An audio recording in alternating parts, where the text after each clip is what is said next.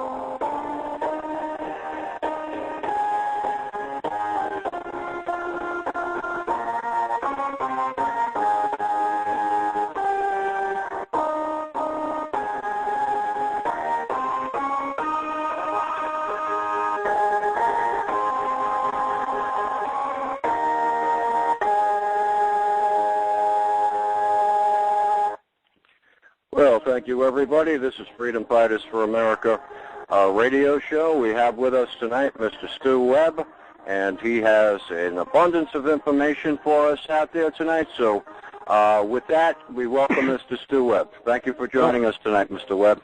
Well, thank you for having me, Chris. You're you welcome. Call me Stu instead of Mr. Webb. Okay. Okay, Stu. Can you please give us some of the background that you have pertaining to some of the information that you have on your website, and please give us that website address? Well, my website is www.stewwebb.com, and it's spelled STEWWEBB.com. Mm-hmm. And to give you my background, Chris, in 1980, I married a girl in Kansas City, married her in 1981.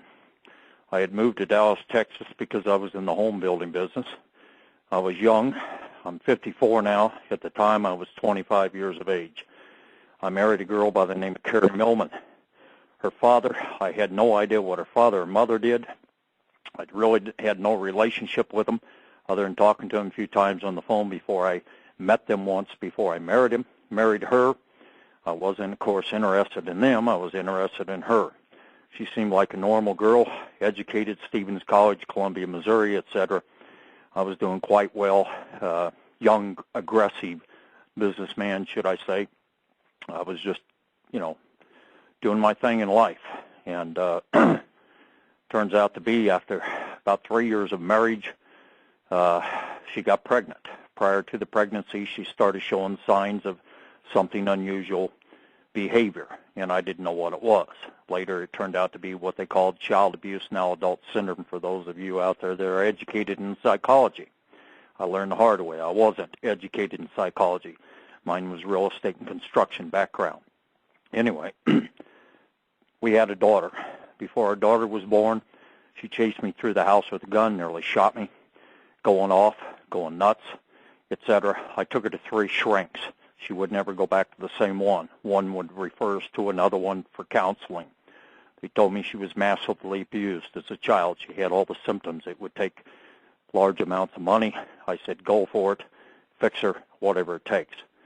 Shortly after our daughter was born, she tried to murder our daughter, picked up an ashtray off the coffee table and said, I will kill it before I allow you to have it. I was threatening her with divorce if she didn't seek professional help.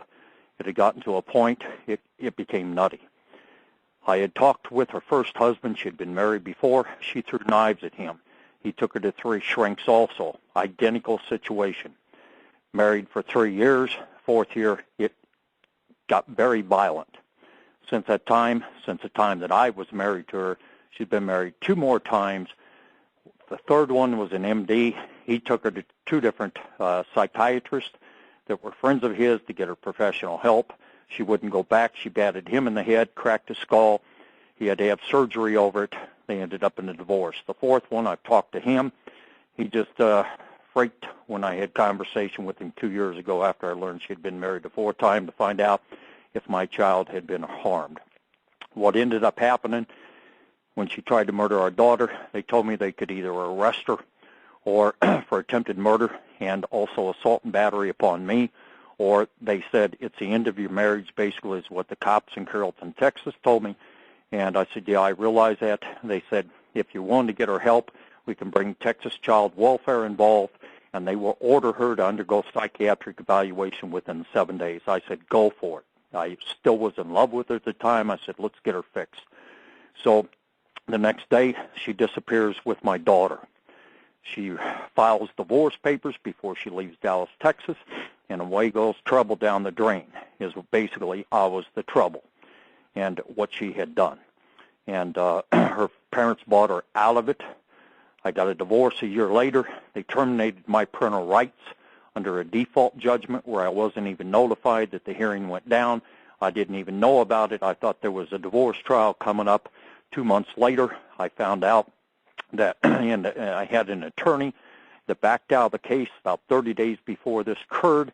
He got scared. He told me, he says, I want to live. You don't know who you're up against. He says, you will spend the rest of your life trying to have a relationship with your daughter. He says, and you will spend millions of dollars, he says, trying to get your custody rights to your daughter and et cetera. Well, anyway, a month later, they took advantage of it, did a parental right termination. I found out, I began to investigate the judge in Dallas, Texas, Linda Thomas, and I found out this woman had terminated over 1,800 parental rights, and she was doing it for money. In my particular case, she took a loan from Leonard Millman, my ex-father-in-law that owned the Republic Bank of Texas, which is now collapsed, and she took a loan she never paid back, and it was ironic, but an attorney that was disbarred, that was part of the Democratic Party, that was exposing the fact that the Republican criminals were infiltrating the Democratic Party about 4 years back, and tried to bring her up on charges over that loan situation and bring her up and take her off the bar. And he basically got chased out of town over it. So that's, and then what I began to do after this parental termination, I said, I'm a father. I'm not going to live in a state where they can take your children from you. And I left Dallas, Texas, went back to Kansas City. The economy was back in good shape at the time. And I tried to get, of course, back in the building business. I was doing remodeling, and I did that until 1991. I investigated from 1986 or 1985 through 1991. I investigated my ex-father-in-law in 1986. This all occurred in 84 and 85 to me. In 86, I went to the FBI in Kansas City, made my first report. It's up on my internet site. Anybody can go to stewwebb.com, left-hand or the right-hand column, scroll down or go to table of contents. It's on the right column. Look at Stew Webb info. You will see the first report to the FBI in 1986 about loan sharking, et cetera, that Leonard Millman, my former father-in-law, was involved with. But when I married this woman, before I married her, I got construction loans. I could build houses.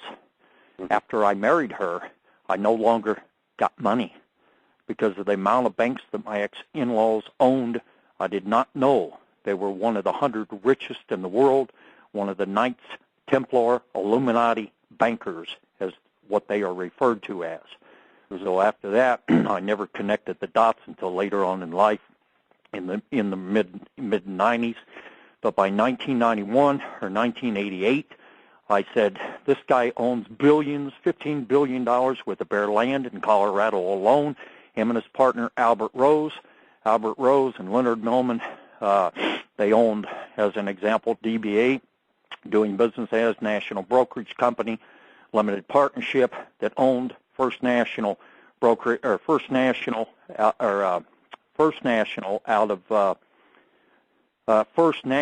Acceptance Company at 50 South Steel, Denver, Colorado, where Janus Funds is out of, which is another one of their companies through a different entity, but they owned and bought, as an example, Bank of America about 10 years ago in cash.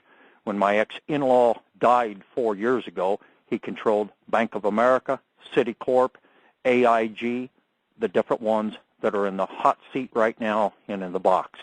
But in 1988, I went to, because I had been reporting since 86 to the FBI, and as soon as I went to the FBI, I'd never been arrested in my life other than, getting a speeding ticket one time or three times. And other than that, I'd never been arrested. I never broke the law.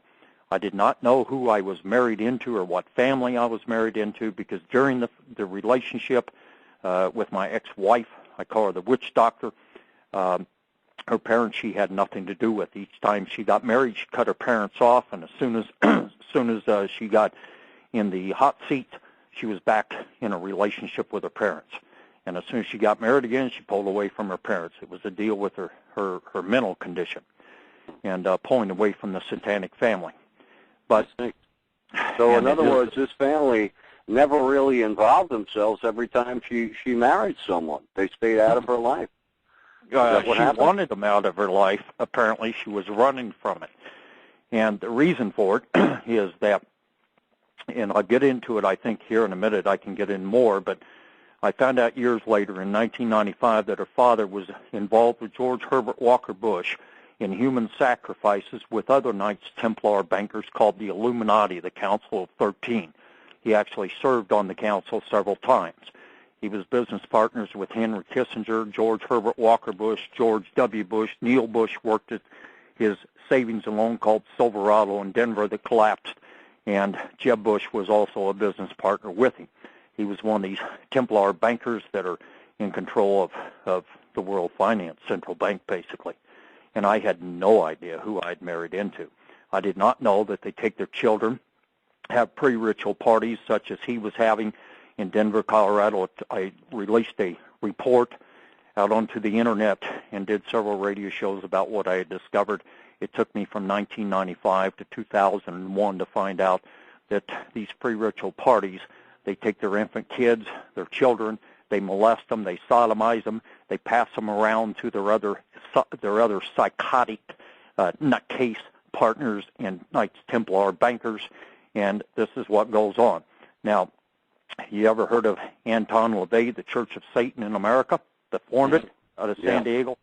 His son, Anthony LaVey, did a radio show with me, and I'm trying to, Jeremy Floyd on Truth Radio, back, I don't know, I think it's been 4 years back. I have that link up on my website under Satanism.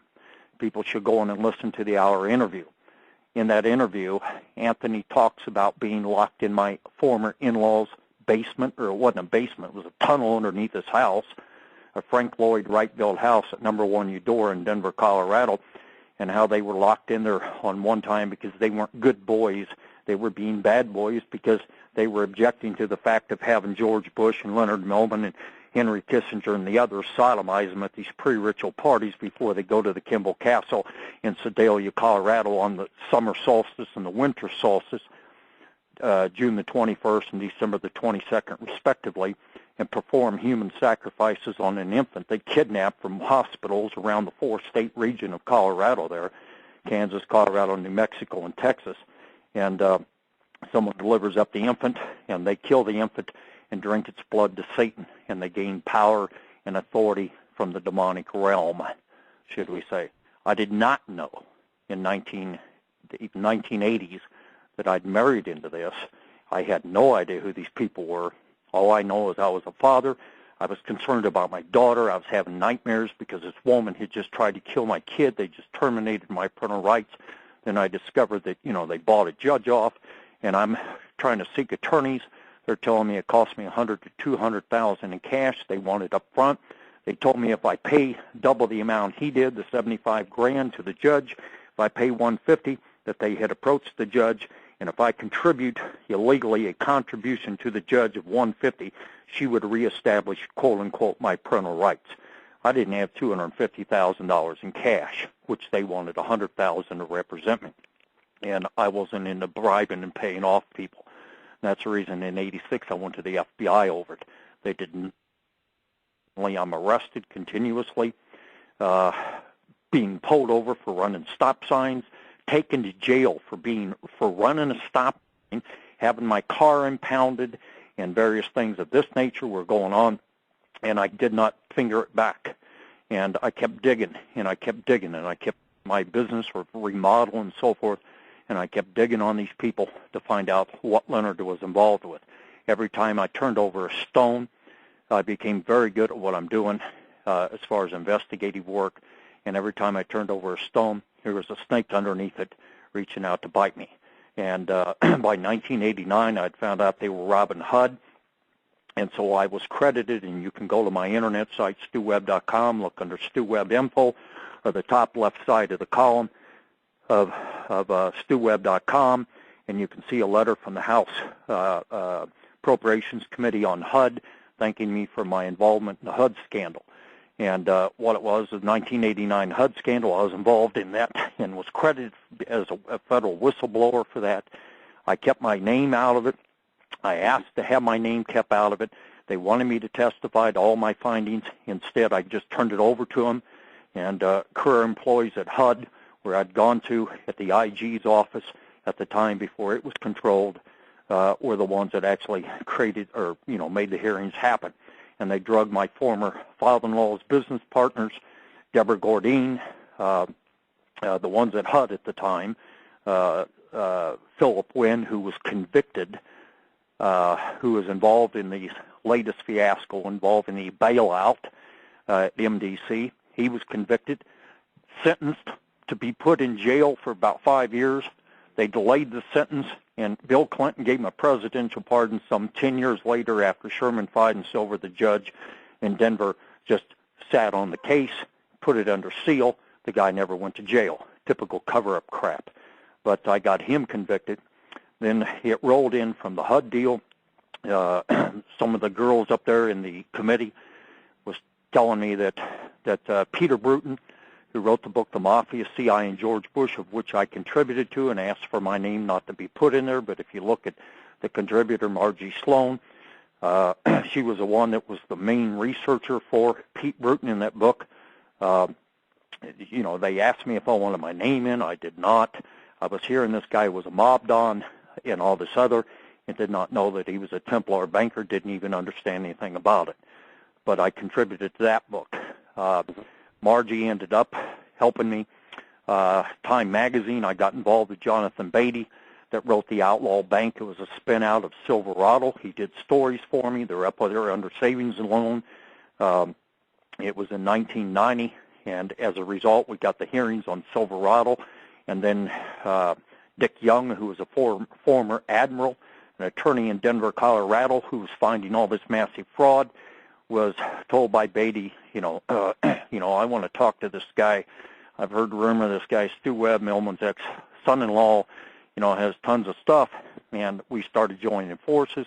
It turned out to be that they were robbing on the Denver airport, a $1.5 billion airport, ended up over $16 billion in ripoff with a secret underground facility built, connecting all those tunnels from Buckley Air Force Base into the Argyle Tunnel, which the Western White House is in, and the secret underground facility that goes to the center of the earth. And that became a scandal with hearings.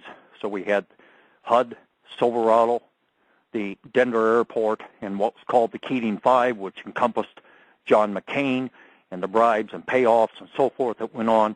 And Keating was laundering the money out of, from Lincoln Savings into Silverado and the BCCI, and that's where Jonathan Beatty ended up doing this whole series of stories. Why I'm hiding from the FBI at that point. They issued warrants for my arrest, realized it was me. They tried to kill me. I was working with about 50 different reporters at the time, and there, I believe it was about 200 stories were written as a result of me during about that 4-year period of time, 3-year period of time. And by 1991, they found out it was me. I was dealing with Danny Casolaro of ABC News. It was digging on the Inslaw scandal that encompassed back to George Bush and Millman and some other intertwining things to deal with the banking and the different things that were going on.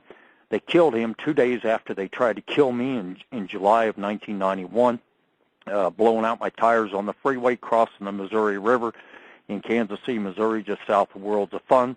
The same place, ironically, almost a year to the date that an IRS investigator who became a whistleblower in Kansas City that were finding what was called zero quad accounts of Silverado and money laundering out of Mena, Arkansas to Silverado, etc.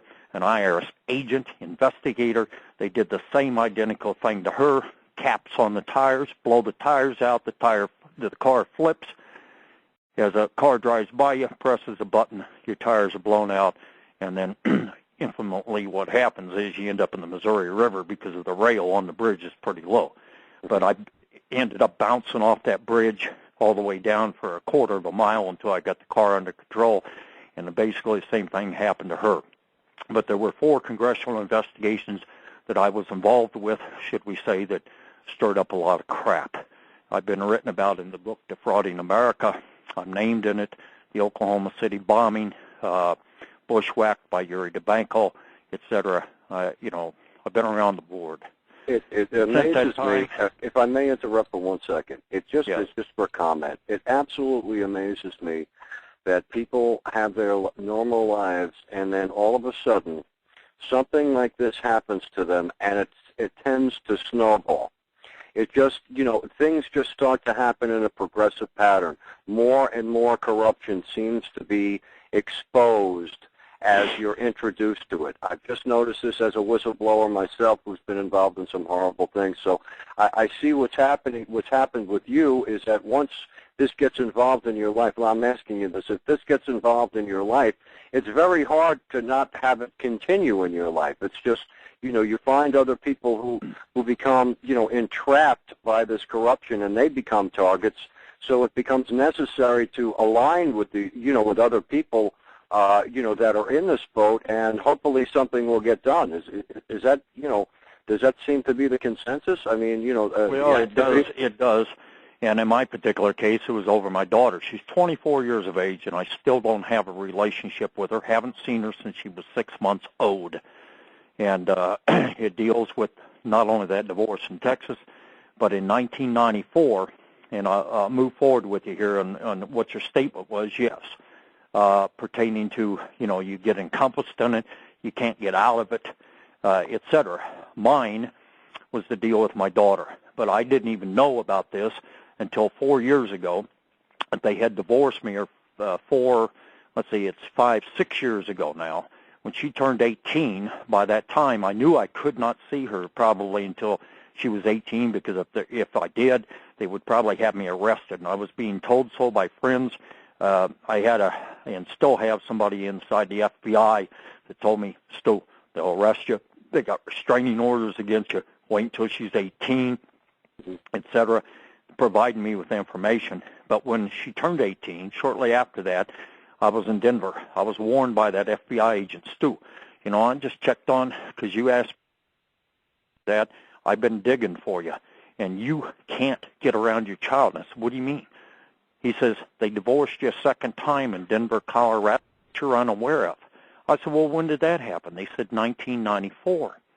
I said, 1994, 10 years later, they did a second divorce? He says, yes. So I get information about the case. They refused to give me information. They said the case is sealed. You agreed to have it sealed. I said, I didn't agree to anything. U.S. intelligence did me a favor because of what I'm involved with, the amount of exposure I've done, and providing to the French, what's called the French-American Alliance, the anti-terrorist task force group, part of the CIA and part of French intelligence. And it deals with, after the Patriot Act, this SOG group was created. I provided them with tons of information. Matter of fact, at one time, Tom Hennigan and I were actually the official spokespersons for that group, running a radio show of our own there for about a year. And this was about 4 years ago. This group was formed about 5.5 years ago, I believe it was. I provide them information.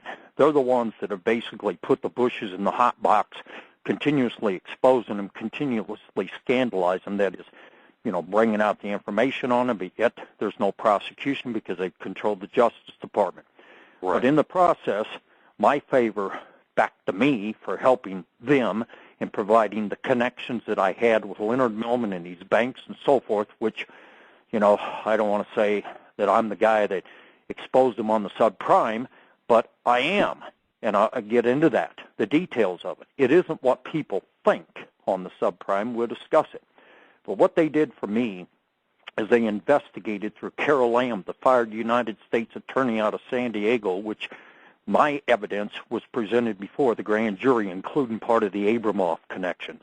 and she was after Dusty Fogel and the others in that contract crap with the CIA and the Pentagon. He's been indicted, by the way, and sentenced, is what I understand.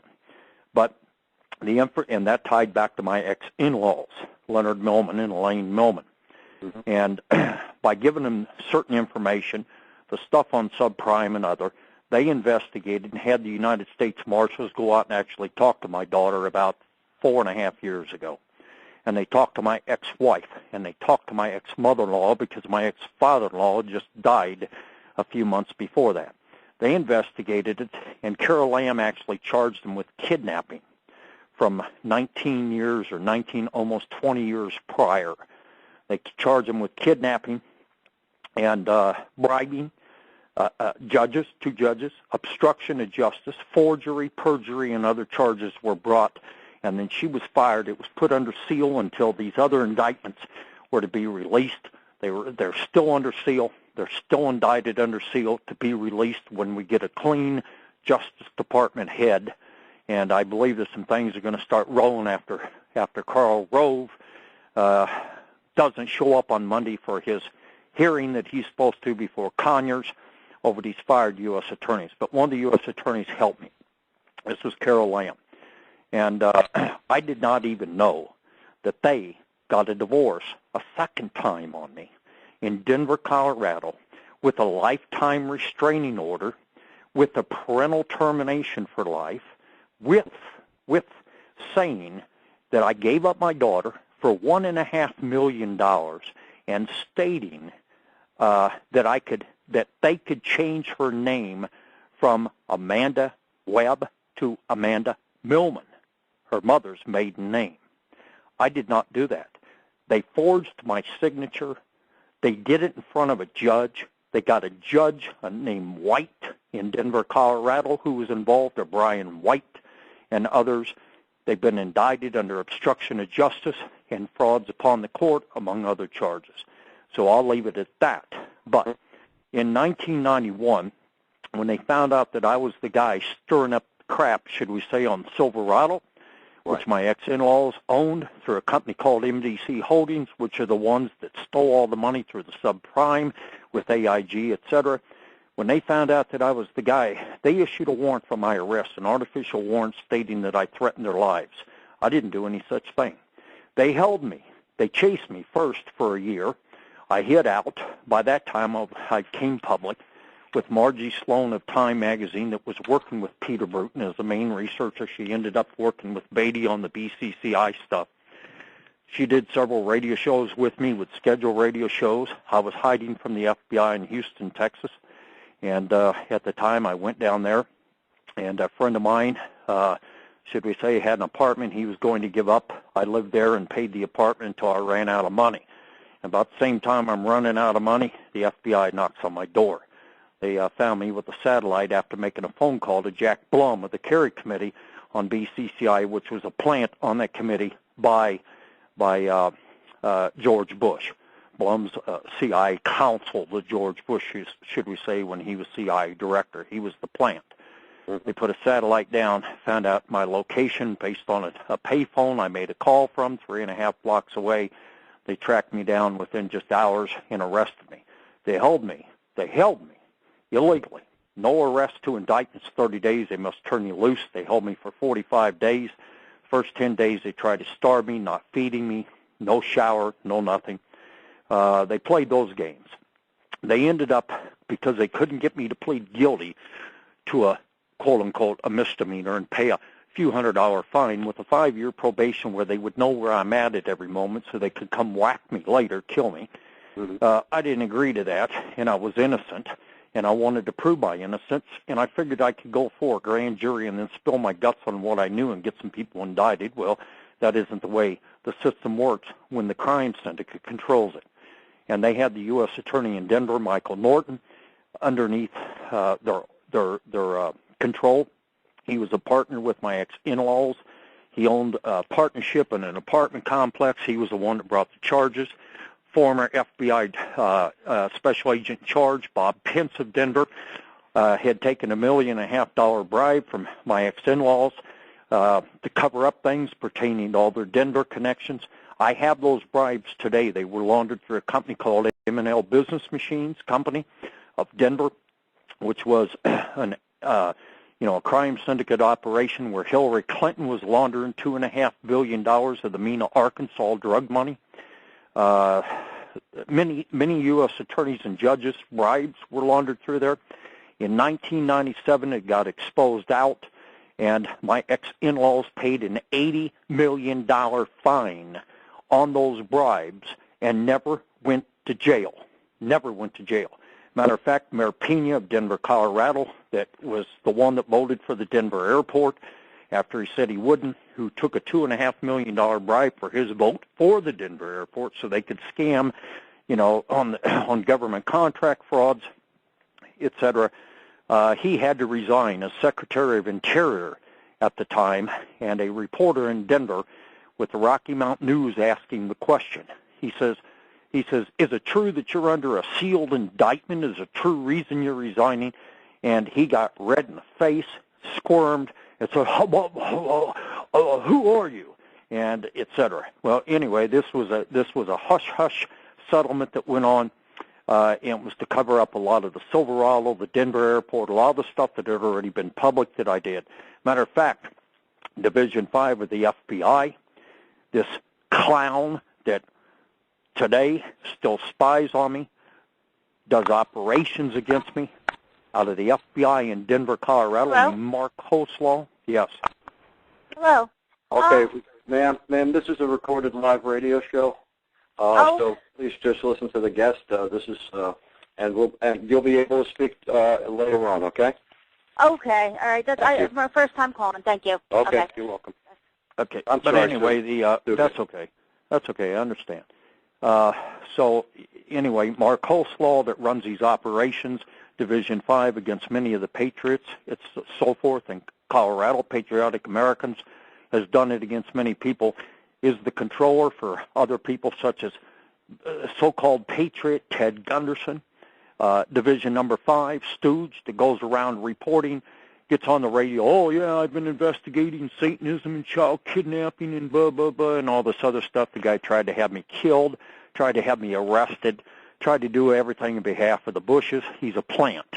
He's been a plant for years. He was the one blackmailing congressmen and senators with children in Washington, D.C., and other public officials known as Operation Brownstone that was reported in the Washington Times back in 1990. If you go in and look on my site, you'll see it under blackmail. You'll see, and everybody's known about the finders and so forth. It's all interconnected. Yet he was the one that ran the operation with George Pender. He answers to this clown named Mark Hoslaw in Denver. So, all these years, for 20-some-odd years, I've had the FBI crawling up my you-know-what, taking illegal orders and illegally targeting me, targeting my customers, my customer base, driving off future customers where I'm giving them a bid on a remodel job, telling them, going to them after I give them a bid and they agree to do it, going to them and telling them, what are you doing business with Stew Webb for, flashing FBI badges on them, telling them that I'm a terrorist, classifying me as a terrorist. They even put in the Denver Post front page, monitored by the FBI's terrorism team as potentially dangerous, things of this nature. They do everything they can to ruin your reputation and your credibility. Anyway, all these years, I've looked at every scandal, been involved with so many whistleblowers. I mean, I've had them come to me. Catherine Fitz. If you go to HUD on my internet site under table of contents, Catherine Fitz, who was the one that was put underneath Jack Kemp at HUD after I caused the HUD scandal. She was to clean it up. She was a Wall Street broker. They brought her in. They kept her from truly investigating. They're still robbing HUD. They own over 500,000 apartment units across this nation. They've robbed out of HUD since the 1970s, et cetera. Catherine came to me saying, Stu, I need your help, et cetera. At the time, Al Martin and I got his book published or shortly thereafter called The Conspirators. I also contributed to that by helping him get it published. My ex-in-laws are also named in that book. He was the Iran-Contra whistleblower, et cetera. He has a website, Al Martin Raw. It's the information like that is on the left-hand column of my website on the front page, pertaining to the books I've contributed to, etc. Many whistleblowers, many whistleblowers I've come across over the years. But in 1991, they locked me, or 1992, they found me when I was hiding from the FBI. They locked me up for a year, 10.5 months. They said I was incompetent to stand trial and harassing, threatening phone calls. They were doing that to get me locked up. They sent me to Siberia, USA, the political prisoner house where all the whistleblowers have been, most of them, that know too much, so that to get you off the map, they put you there. You can't make any phone calls. You can't do anything.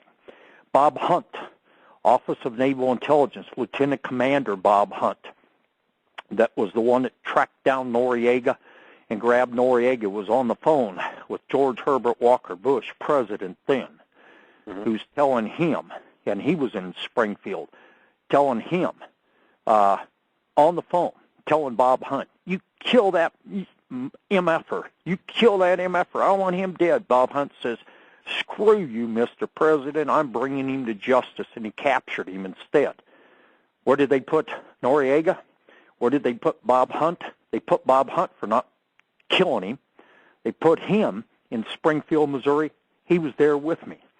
John Cole, FBI counterintelligence agent, found they were selling F-14 fighter jets, Apache helicopters, M1 tanks out of Granite City Steel Company, St. Louis, Missouri, Alton, Illinois, right in that area, shipping them, stealing them from the U.S. arsenal. Had colonels paid off that were allowing these fighter jets, saying, oh, it's a defective part. Well, if you got a defective part on a multi-million-dollar fighter jet, you replace that part and you put the fighter jet, you keep it on the assembly line, should we say.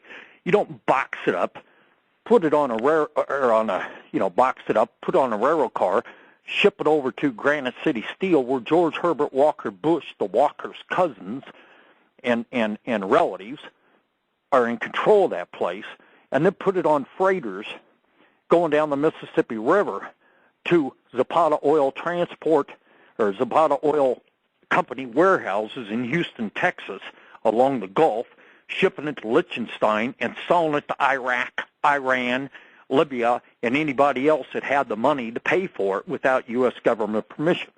People like that were in Springfield. There were over 2,500 at the time whistleblowers.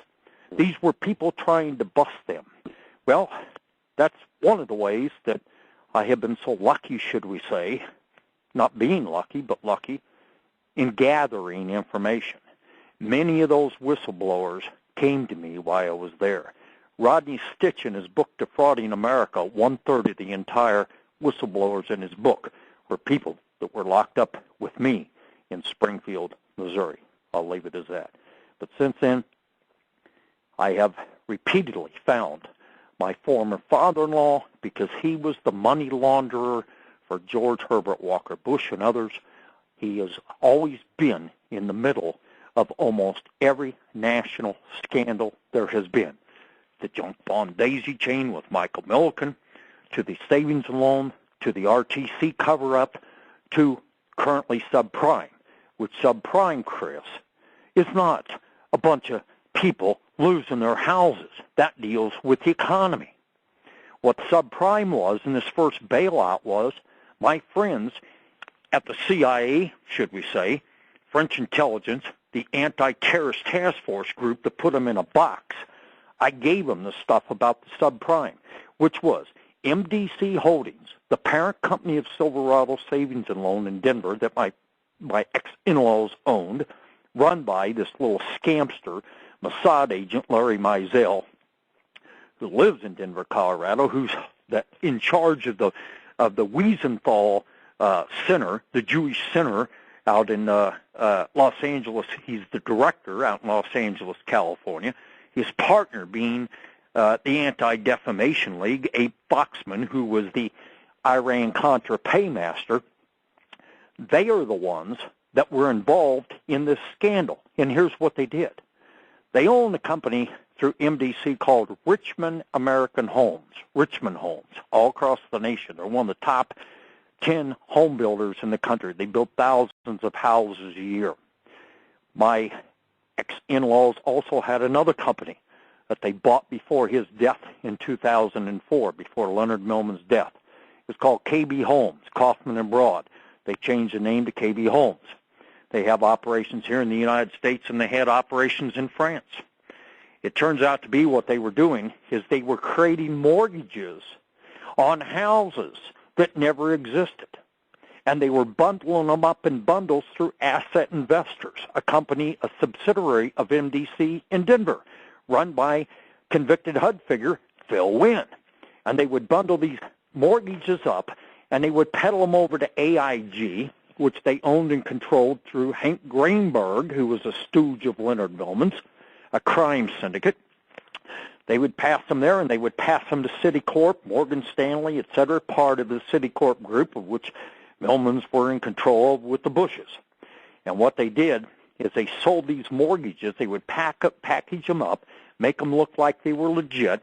Then they were passing them around each other in the same way that they did the junk bond daisy chain. And if you look on my website under junk bonds, go up and look under table of contents, read the story, look at the evidence that I posted on how they did the junk bond daisy chain. You can see roughly how this worked with the subprime. So they passed these mortgages around, then they sold them to other institutions and sold them to bond houses and sold them to the different, like Capers, the California Retirement Pension Funds, and so forth. They sold them to a whole bunch of them. And that's what just wiped out most of the people's pension funds, were these artificial mortgages without any houses to back them. It's nothing but massive security fraud. And they did 20,000 of these a year since 2001. Wow. And that was the first $350 billion bailout that George Bush approved, and his treasonous Congress and senators who voted for it approved this with no oversight and no accountability. And that was because they got boxed up. They were in trouble. It was going to collapse them. Their banks, that is, not collapse them, but their banks, their banking entities such as Citicorp, AIG, et cetera, which those were all built out of fraud to begin with. And so Bush gets the American taxpayer to bail it out before he leaves office, estimating it's going to cost $750 billion. And, of course, he does the first round. Everybody's screaming and yelling, no accountability, no accountability. Well, there's a crap load of these mortgages still sitting out there that have not been picked up. I've been all over the board. You know, you were talking about the planes that were being shipped out of the country. Yes. And these countries that they were being shipped to, weren't they listed on the evil axis as far as the non-trade agreement? Yes, they were actually declared enemies of the United States of America at the time. Mm-hmm. So these individuals on the inside were selling to the enemy. Yes, and under the Barclay-Cole-Indenture Act, they still can be charged for treason and sedition, which is the death penalty. Mm-hmm. Selling weapons and foreign weapons to foreign enemies without U.S. government permission. They also were the ones that made the biological chemical weapons that Saddam Hussein got the death penalty for, that he dumped on the Kurds and dumped in Gulf War syndrome. Right. And everybody talks about after the vets came back from Gulf War I, which was an illegal war also. When they came back, if you ask any of them that were over there that are still living, what happened? They got rained on all the time by Scud missiles that rained down chemical weapons on them. Where did they make those chemical weapons? They made them at Fruita, Colorado, out on the western slope at the Sam Gary refinery. And they put cyanide. Barbuti, the terrorist that lives in Akabor, Jordan, as a coffee merchant, if anybody wants to go over and eliminate him, that any of you vets out there, you can find him over there. He's a terrorist. They were doing it at Boca Raton, Florida, at a plant down there, which later contaminated the south coast of Florida there, or the east coast of Florida, around the Boca Raton area. And what was the name of that company, Stu? It was Tricor out of Dallas, Texas, but it was their operations were in Boca Raton, Florida, and Tricor, Tricor, was the name of the company that Millman controlled and owned. And Houston Energy Partners Limited was the partner that was involved with Tricor, which was Mossbacher, Baker, and Bush. They owned into Tricor, and Millman controlled Tricor and was of legal record on Tricor, which was a fictitious name he used of Richard Millman, and instead of Leonard Millman.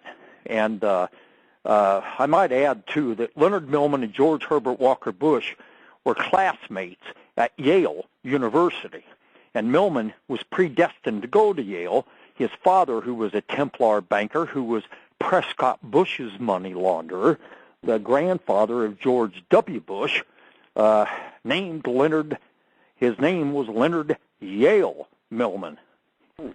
But anyway, they created... Was he a member of the Skull and Bones also? Oh, you got it. He was all Skull and Bones, what they call the Council of 13, the Knights Templar Bankers, the 100. And but anyway, Tricor made this stuff at Boca Raton, Florida. It became known as the Iraq Gate scandal that got covered up. Then it became the B&L Bank scandal, where Hillary Clinton was on the board of directors of B&L Bank, where they were laundering the money. And Henry Gonzalez, who I worked with quite often, provided him a lot of information.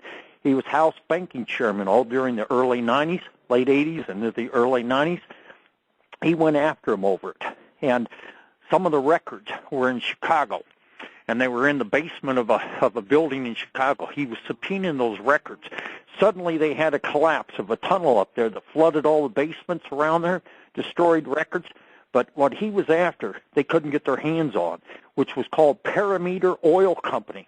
I have those documents up on some of those breaking news pages. I think if you go up on my site, look for breaking news, right above where it says breaking news, they say, or in the right column, whichever it is, they say breaking news 3 or 4.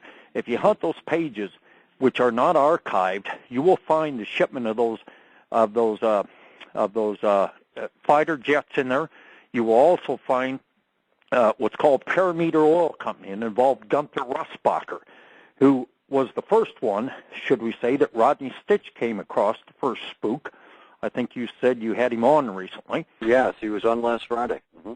Yes, and Rodney, Gunther had provided that for me because Gunther was laundering money to Leonard Millman and working, and I've got also other documents saying National Brokerage Company, etc., which is the company that was a subsidiary spinoff that owns Bank of America. They're the parents of Bank of America.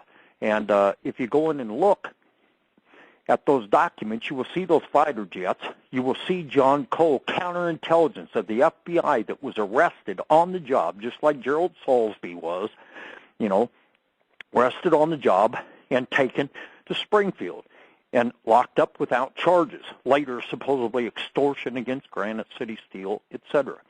And you will see in those documents Gunther's name. You will see many people's name. You will see about those Parameter Oil Company, how they were trading oil for weapons with Saddam Hussein. That tied to Richard Secord and Ollie North, and Hillary Clinton laundering the money through B&L Bank, which that gives, you got Hillary Clinton, you got Ollie North, you got General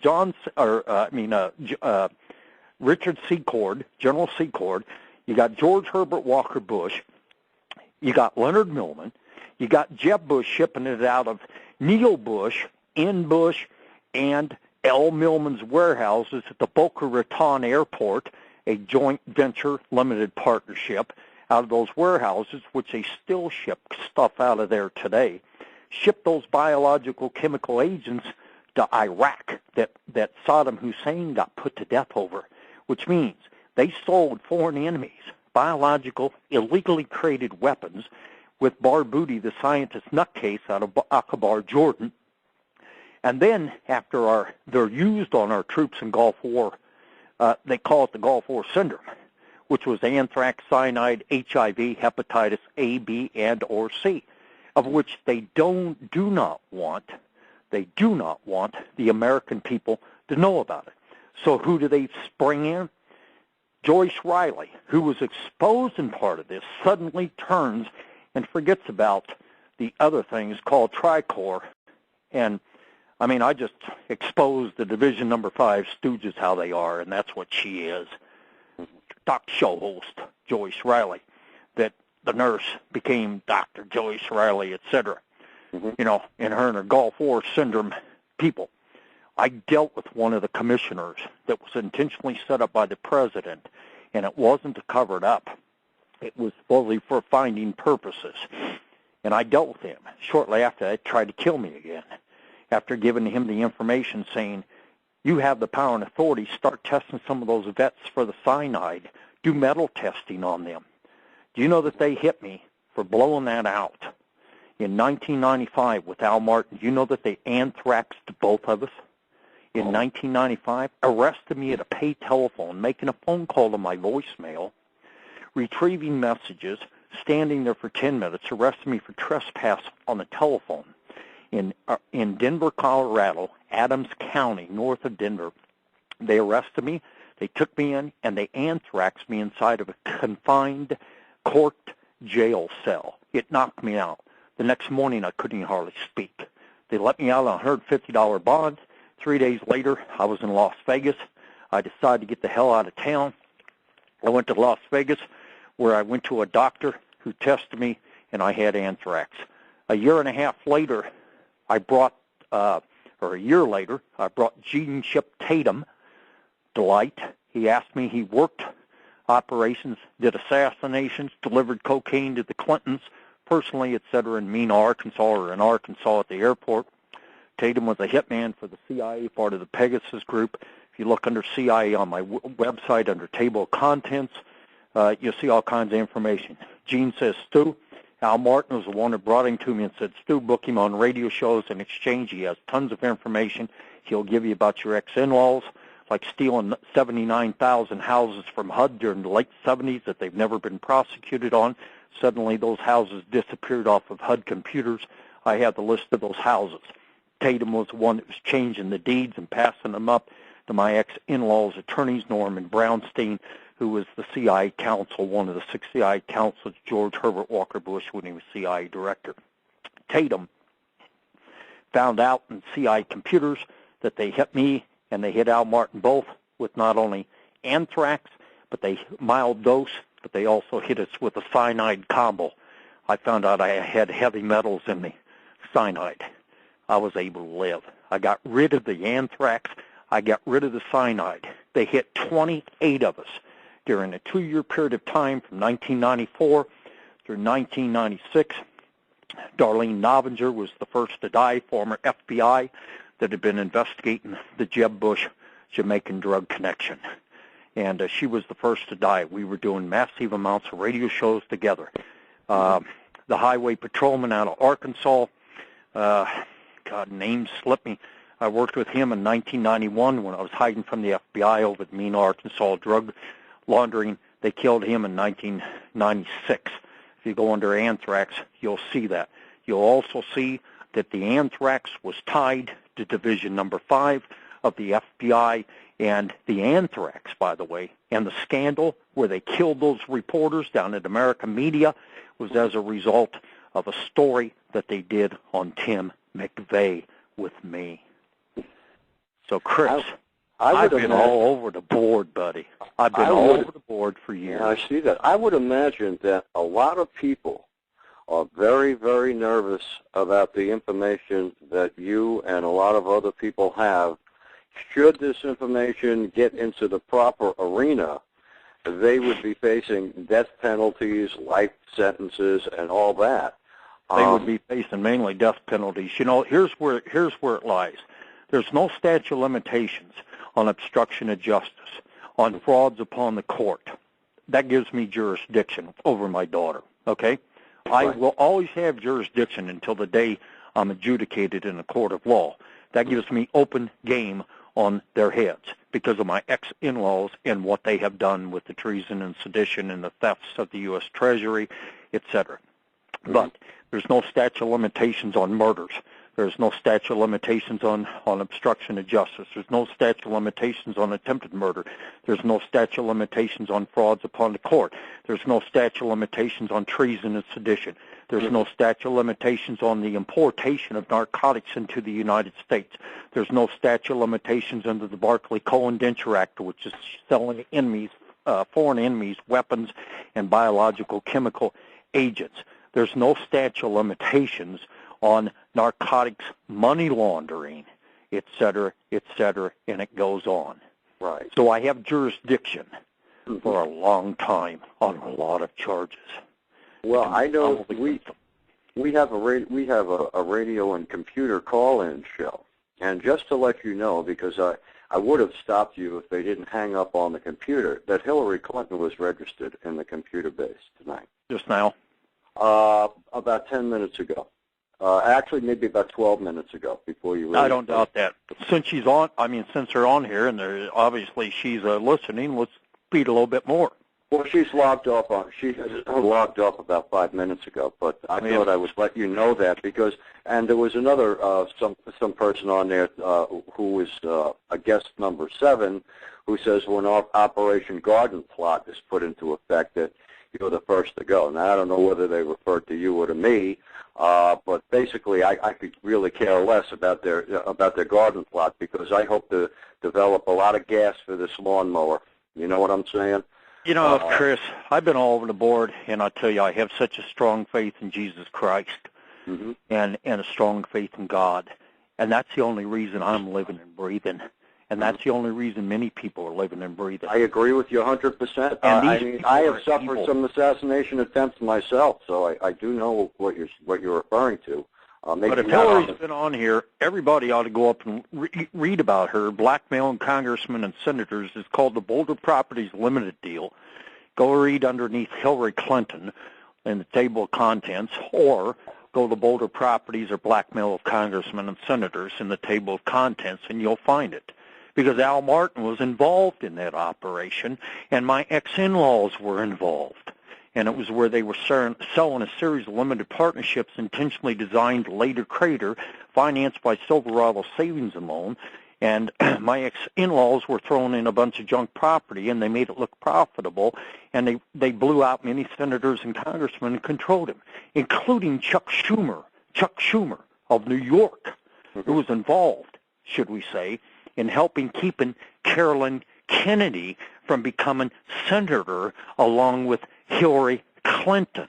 Can we now that you touched on Caroline Kennedy and the Kennedys, I'm wondering if you could, as we further discuss these matters, if you could speak a little bit more about what happened with Caroline Kennedy and subsequently her uncle and her father.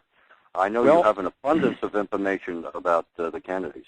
If everybody would go to my internet site, because the ones listening obviously have access to the internet, if they go to stewwebb.com on the front page, under breaking news, just scroll down, an inch or two, and there's the breaking news. And start reading the updates on Carolyn Kennedy and her death threats. And it gives details. This is U.S. intelligence providing me the information, providing Tom Hennigan the information, of which we put in the reports and put Tom's name on it, et cetera, as a backup on my space as well to ensure that, in case they blow either site down, the information still is out there. But if you go up there, you'll see. What it is Carolyn Kennedy knows where the bodies are buried, should we say. She knows who killed her father. That George Herbert Walker Bush was there in Dallas, Texas, and was involved in the murder of her father. She knows the Israelis were involved. They know various things. There was a film that was made from a helicopter by the Dallas Police Department with U.S. intelligence in the helicopter at the time. She is aware of things that most people aren't aware of. I'm aware of things that most people aren't aware of because of all the different people that I know. And I know, I can't say the numbers, but I have filed in grand jury demands, which I tried in 1995, and they tried to kill me and Al Martin over it. I was able to get a judge in Denver, Colorado to actually accept a filing on a grand jury demand without a U.S. attorney. That's still open and active, but yet they won't hear it because they killed the judge's daughter, Judge Richard Mach, who happened to be the judge on the Oklahoma City bombing case. And in those filings, you will see all these people that I've named continuously. But here's the deal that I'm aware of. They killed John F. Kennedy, the President of the United States. And George Herbert Walker Bush was involved. And it was over the Bay of Pigs. And it was over them trying to, in this pod, there's been some videos passed around over the years and so forth that are loaded with a lot of good information. But in there, you'll see a story. If you go to the right column of my site, on the front page, scroll down to John F. Kennedy assassination. And it's one of the latter stories by Tom Flacco. We provided Tom a picture of George Herbert Walker Bush 6 minutes after Kennedy gets whacked, standing in front of the book depository store. You remember about 2 or 3 years ago, a French intelligence officer, supposedly a school teacher, releases a living color videotape of Dallas, Texas. Mm-hmm. Suddenly, that video scans from a different angle, and all of a sudden, to the left, it stops. The next 2 frames is that picture. It was a birthday present from French intelligence to Tom Hennigan. That was what he contributed to the story, along with other things. Mm-hmm. The videotape didn't go any further. It stopped 2 frames before that. They have complete. There were people on the ground, French intelligence, CIA good guys, on the ground tracking the Jackal, a killer that had tried to assassinate the French president, de Gaulle. They found these killers. They had tracked them to Dallas, Texas, on the day or the day before the murder of John F. Kennedy. George Herbert Walker Bush is standing in front of that book depository store 6 minutes after the death. We also have proof and evidence that he was at a big party at the Murchison's house, Clinton Murchison Sr.'s house in Dallas, Texas. The night before, they were partying. The day after the assassination, everybody ended up back at that house. Clint Murchison was CIA, a Knights Templar banker who, should we say, was the go-between between the illegal part of the CIA and the FBI. Matter of fact, one would want to ask Ted Gunderson why, when Clint Murchison Jr. died, he sat at that house in Dallas, Texas for over a year protecting that house until the estate was eliminated. That was his boss in the underworld, should we say, and why he was selling Stinger missiles to bin Laden, the terrorist, etc., and brokering those. If you go under Ted Gunderson, you'll see that document, internal memorandum, when he was head of the FBI in Los Angeles before he was kicked out of the FBI and put to early retirement because they found out he was diagnosed paranoid schizophrenia because he was holding satanic ceremonies in his FBI office, and his underlings reported him, and they did an evaluation on him, and they kicked him out of the FBI without embarrassment, put him in early retirement. You also had a recording on your site regarding this information, did you not? Oh, yeah. I thought I heard that on there. Yeah, it's up there where he calls me up and threatens me the next day after he sent a SWAT team in to have me killed after he found out I knew about his Iran-Contra activity with General John Singlaub and the Capitan Indian Reservation, and it turned out to be that Gunderson and others were involved in the murder of Danny Castellero, the reporter, 2 days before in 1991, and in July, it was August the 1st or August the 2nd, 1991, he was killed because I was talking to him. So was Bill McCoy, former Pentagon IG, who tracked one of the Kennedy murderers, who worked with me hand in hand clear up until 1997 when he was killed, exposing the Strassmeyer German connection to the Oklahoma City bombing and the fact that Jose Padilla, who is in prison right now for supposedly his role in 9/11, was John Doe number 2 of the Oklahoma City bombing. And Jose Padilla was Terry Lynn Nichols, Iran-Contra player's brother-in-law. And Terry Lynn Nichols answered to him and Roger Moore, that owned the gun shop, answered to Ollie North. And Roger Moore and Ollie North, along with Jeb Bush, have yachts parked at Pier 66 in Miami, still hauling cocaine in from Colombia. at Pier 66, Miami, but yet nobody will shut it down. And they got a submarine that hauls it up packed with seafood. It's bizarre. Yeah. But anyway. It is unbelievable how many times the same names of these players come up. It seems like they're like habitual criminals. They are. It's always the same people at the very top using low-level slime balls like Ollie North and General Singlob and so forth. They've always got somebody within the government protecting them, the Justice Department. It's been that way for years, et cetera. Just, ever since the coup d'etat, and it has been a coup d'etat, it goes back, these Templars have been around since the time of Christ. And, it's just bizarre what has gone on, re-resurrecting after the crucifixion of Jesus Christ. And they re-resurrected once again. They're evil. It's an evil satanic occult. And they re-resurrected in the 1100s, late 1100s, and they've,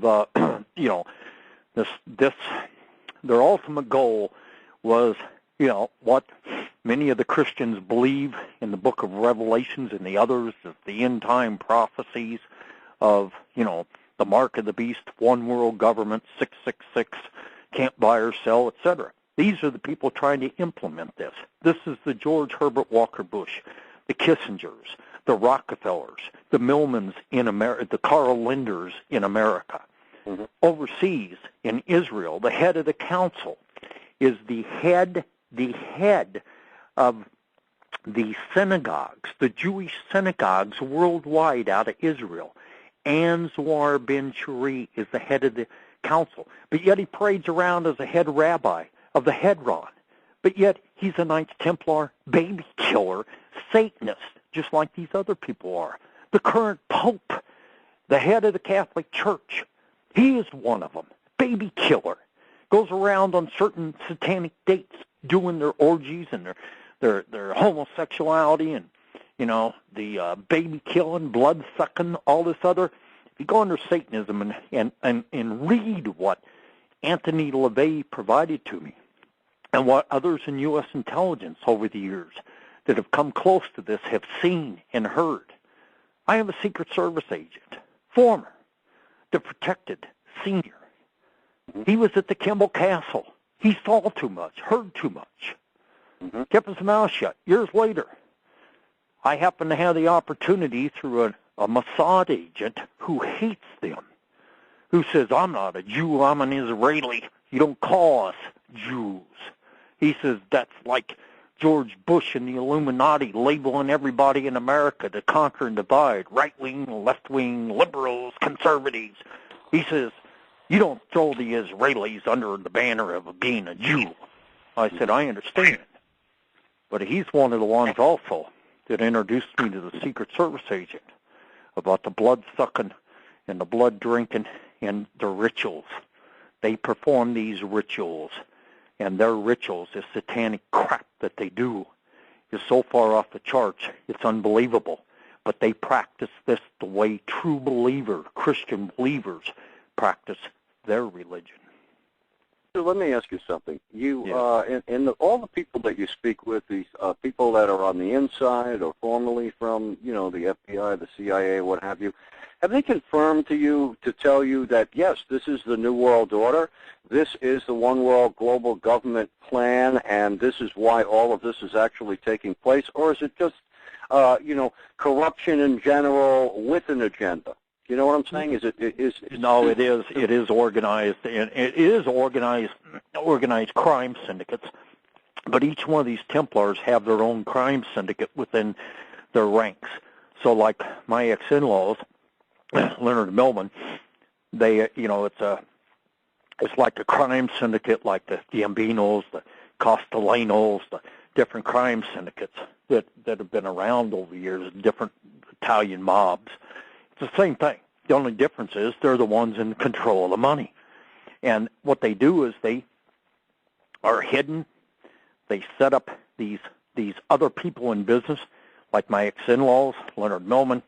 He set up different people. He was a generational Satanist, generational crime syndicate. But it is organized under the banner of the Templar Bankers, the Knights Templar 100 Bankers. It's also known as the Illuminati. And take the Federal Reserve. They are in control of the Federal Reserve, an illegal banking system operating in the United States of America, supposedly central bank. It is not part of the U.S. federal government. It is now. We own 70% of it since the subprime. They've gotten busted.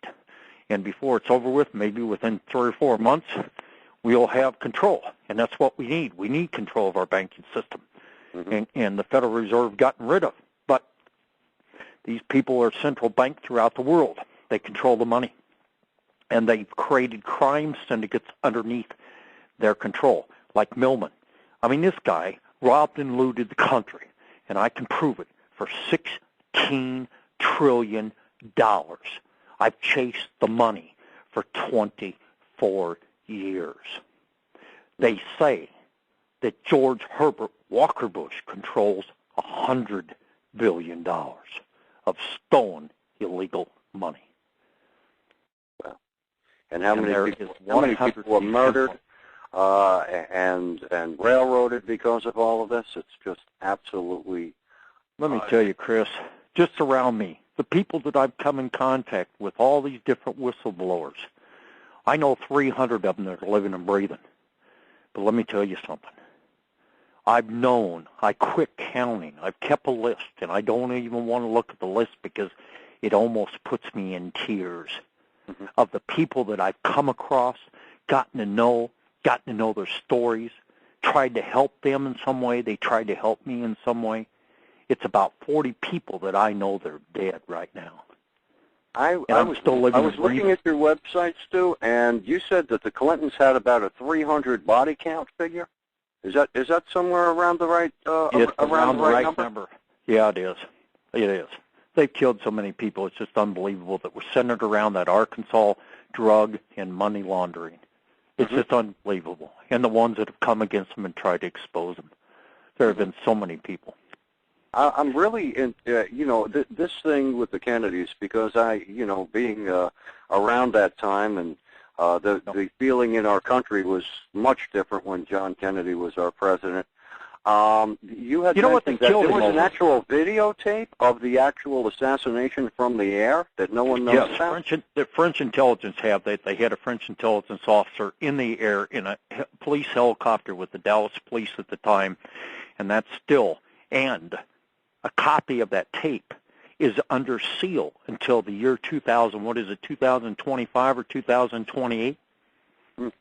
From the House Appropriations Subcommittee on the assassination of John F. Kennedy that took place in the early the early 1970s, I believe it was, that they actually did it. That is under seal. They won't release who killed Kennedy. In that tape, they show 2 manholes. Nothing came out of Oswald. He was a patsy. Okay?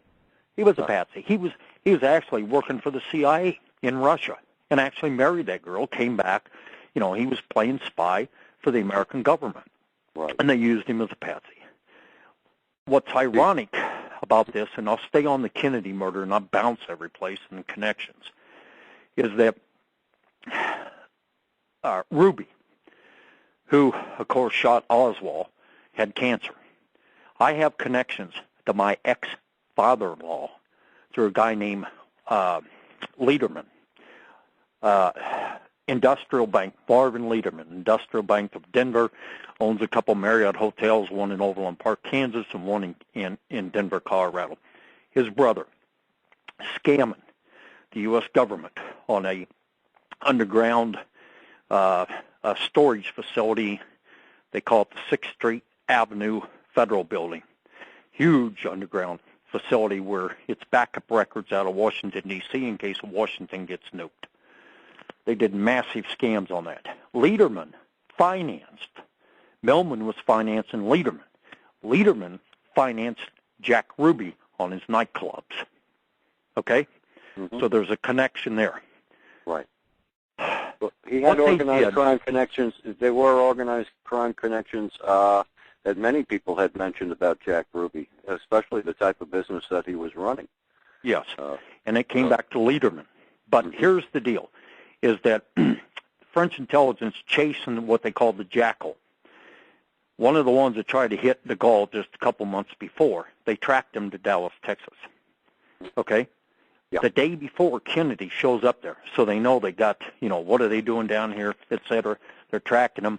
They're getting reports on him, et cetera. So they had French intelligence all over the place. They have a videotape of that. They turned it over to the House Appropriations Subcommittee on the John F. Kennedy murder in the early 1970s, which isn't to be released until the year 2025 or 2028. What we have to remember about John F. Kennedy and his son, who was murdered, going to run in the slot against Hillary Clinton for Senate. And there's two stories up there that I got Tom Flacco to write. They're very detailed stories, etc. What we have to remember is, what did Kennedy do? First of all, he says, I'm going to break up the CIA after the Bay of Pigs. He told them, you don't attack Cuba. What were the two boats that went to Cuba that were all those people slaughtered? That little CIA operation, the Barbara, and the Zapata.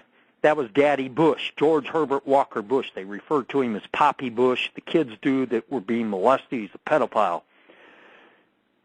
People in the CIA referred to him as Daddy Bush. Those were his boats that were under his control, and a guy named Gibson, his boss, who actually put the murder down on Kennedy. Kennedy says, I'm going to break up the CIA right after the Bay of Pigs thing. He said, no, you're not going to attack. They went ahead and did the Bay of Pigs. It nearly caused a nuclear incident worldwide, which will spin the end of the planet with Russia and the United States and Cuba. Kennedy says, I'm going to break the CIA up in 1,000 pieces. 2 months before his death, former President Truman of Independence, Missouri, he goes up, testifies before Congress he shouldn't have ever created the CIA. The CIA was created out of the spinoff of what was called the OSS, Office of Strategic Services of 1945, right after the war. We have to remember two previous wars, World War I and World War II, had a boogeyman, Germany. Hitler was their boogeyman at the time, created by them. Prescott Bush was financing for Brown Brothers and Harriman. George W. Bush's grandfather was financing Adolf Hitler to buy tanks and trucks with, was charged with trading with the Enemy Act but never went to jail, paid a fine, end of story. Cover up again. These are the Knights Templar bankers, always getting away with this crap. They create wars. It's money to them. They don't care about people's lives. It's part of their human sacrifice because they thrive on death. They thrive on doing this because of their boss, Satan. They worship Satan instead of God. Now, Kennedy says, I'm going to break up the CIA into 10,000 pieces. I'm going to stop the war in Vietnam, which was all based on narcotics trafficking, is what it was with George Herbert Walker Bush, George W. Bush, or George Herbert Walker Bush and others at the time, the other Templar bankers, during the 1960s. So he was going to sign the order to end the war in Vietnam. He signed the executive order 10,111, I believe it was, which was the elimination of the Federal Reserve, which was hijacked from the American people, a private banking that pays no income tax, private banking firm, okay, Federal Reserve. They called it federal to fool the people, and that all happened in 1913 with a bunch of treasonous congressmen and senators who allowed it to happen. Before that, we had what was called the United States of America's Bank, okay, which now hopefully, because they've been busted by the CIA, by good people within the intelligence and our allies, the French intelligence, have helped do this, and it's based on subprime. Maybe the Federal Reserve will be busted. The U.S. government owns about 70% of the Federal Reserve right now, and before it's over with the rest of the bailout, we should be able to take control of the banks, which we should have control of our own banking. Then it will make it possible for every American to be able to go down and get a loan and get a house loan and do other things without a bunch of people out there creating money out of nothing, where they're loaning one bank to another, and then they can loan $20 out for every dollar they loan, and so on and so forth. For those of you that are educated about the Federal Reserve. But the deal was Kennedy was going to break that up. He also started, he says, F you to the Federal Reserve, and he started printing $2 bills and $5 bills. And that's Fort Knox. and they whacked him. And they whacked him because why? In the Federal Reserve, civil rights, and breaking up the CIA. And who did he fire? Allen Dulles. Allen Dulles, who was the head of the CIA at the time. He fired him. Allen Dulles, right after Kennedy gets whacked 10 days later, what happens? Allen Dulles becomes in charge of the investigation of the Kennedy murder. And guess who's on that committee?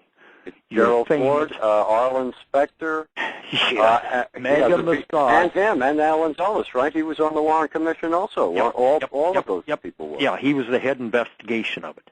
And Arlen Specter, that piece of crap shithead, excuse me, ladies and gentlemen, he is. I call him the Mossad shithead in the United States Senate. He has been the judiciary cover-up meister for this crime syndicate way back into the 60s. He should be taken to jail. He should be tried and executed after found guilty because of all the things he has done in the way of treason and sedition is the death penalty. And I think rather than hanging him, shooting him, or gas chambering him, I think we ought to start making some guillotines and take him to the guillotine because that's a symbol of tyranny. And I have an attitude about these people. They need to be brought to justice. I have a They question. need to be brought to Did you think that Lyndon Johnson had something to do with this also? There were some Texas connections to a guy named Cars, what I've been told, former Speaker of the House. Former Speaker of the House of the Texas during the 1980s was involved, and a few cronies around there. Some have speculated that Johnson was involved. I've been told that he wasn't directly. Johnson was scared crapless. Matter of fact, a scientist, a U.S. scientist that worked at Area 51 and helped make flying saucers, who was a personal friend of mine, which they tried to whack him. They whacked 11 of his colleagues. They killed him. He's still breathing and living. I've talked to him, on occasion. I still do on occasion. I don't want to get into it. The guy's, kind of laying low and in hiding. Yeah. Johnson calls, he worked for Cold Arms. Johnson immediately contacted Cold Arms, a contractor for the U.S. government. Says, I want a special weapon made. He didn't want to carry a MAC-10 around in his pocket. He says, I want a special weapon made, and he says, I want it made in the next 30, 45 days. I want a automatic weapon with 50-round clip, and I want to be able to tuck it right in here to my pocket because I don't trust any of these son of a bitches at the Secret Service. He said they whacked the former president. They allowed him to get whacked, and he says, I don't want to get killed. So anyway, this I call him the professor. He worked it up for him for Cold Arms, and if you notice in videotapes of Johnson, he's always got his hand in his suit coat pocket. That's because he had his finger on the trigger. Mm-hmm. Okay? That gives you an idea about Johnson. Extremely interesting. And this wasn't the weapon that, I forgot, what was his name, Sullivan, who was carrying what they call it, the fireball. He was the one that was supposedly the person at the grassy knoll with the fatal shot. Was that the guy at the grassy knoll, the umbrella man, was the signal man. Mm-hmm. The videotape, friends have reviewed that tape in intelligence that I'm aware of, and I don't want to get into it. Mm-hmm. They've seen that tape. That French tape from the helicopter. The shots came from one of the killers is Woody Harrelson, the actor's father, mm-hmm. who killed the judge, was in prison. I think he died here recently, or a couple years ago. I believe he did, yeah. He killed, and he confessed to people that I know. Killed Kennedy. He was one of the shooters. Woody Harrelson's dad killed Judge John Woods and was imprisoned for it out of San Antonio, Texas. He had killed about 300 people for the Bush crime syndicate, supposedly for the CIA and for the government. He was a hitman for them, part of the Pegasus group, they called it. Anyway, he confessed to people that I am aware of and know within the intelligence community who knew him that he was one of the ones. Woody Harrelson's dad, I forgot his name, Harrelson, is one of the 3 hobos. Remember the famous hobo picture? Yeah. 3 of them? Mm-hmm. He's one of them. The other one was Frank Sturgis, known as Franco. Frank Sturgis, when the FBI was chasing me down, trying to arrest me and going to kill me and imprison me or whatever they were going to do, and ended up imprisoning me for 10.5 months illegally. By the way, they dismissed the charges and let me go. Then they tried to kill me within days after I got out. Frank Sturgis knew that he was going to die. He was involved with something they didn't get into me. Somebody else gave me some information because I started coming across the Gunther Rustbachers and a whole bunch of spooks during the period of 1991 to 1992 before the FBI found me. And there were, I'm not going to get the numbers and who it was, but Gunther Rustbacher connected me up with a whole bunch of people. And that was the one that Rodney Stitch first met in jail when he was filing over right after he wrote his book, Unfriendly Skies, and was illegally jailed for firing up lawsuits against judges. Anyway, it's really horrible. I mean, you know, we talk. You know, you're talking about this corruption here. These people are literally destroying this country. I would like to talk to you further. I'd like to give people a 5-minute break if possible. Is that okay with you? Yeah, it is. But I'll throw out if somebody wants the details of the Kennedy murder and the details of John F. Jr. and Hillary Clinton being involved, and George W. Bush, George Herbert Walker Bush, etc., on my website, on the front page, on the right column, scroll down to where it says top stories, you know, other top stories. Read the 2 stories where it says Division 4 reveals JFK Jr. murder or whatever it is, and then there's 2 other stories about Senior, and it shows the pictures. And I supplied a document showing that George Herbert Walker Bush was contacted by FBI Director Hoover the day after the murder. George Bush Sr. denies he was ever in the CIA, going back to 1945. Read those stories. Well, when we come back from this break, I'd like to discuss the assassination of John Kennedy Jr. Okay. Is that okay? Okay, good. Yeah, We're going to have a 5-minute break, and I'm going to put a speech down from President Kennedy about secret societies. Give everyone a chance to take a little break, and we'll be right back. Thank you.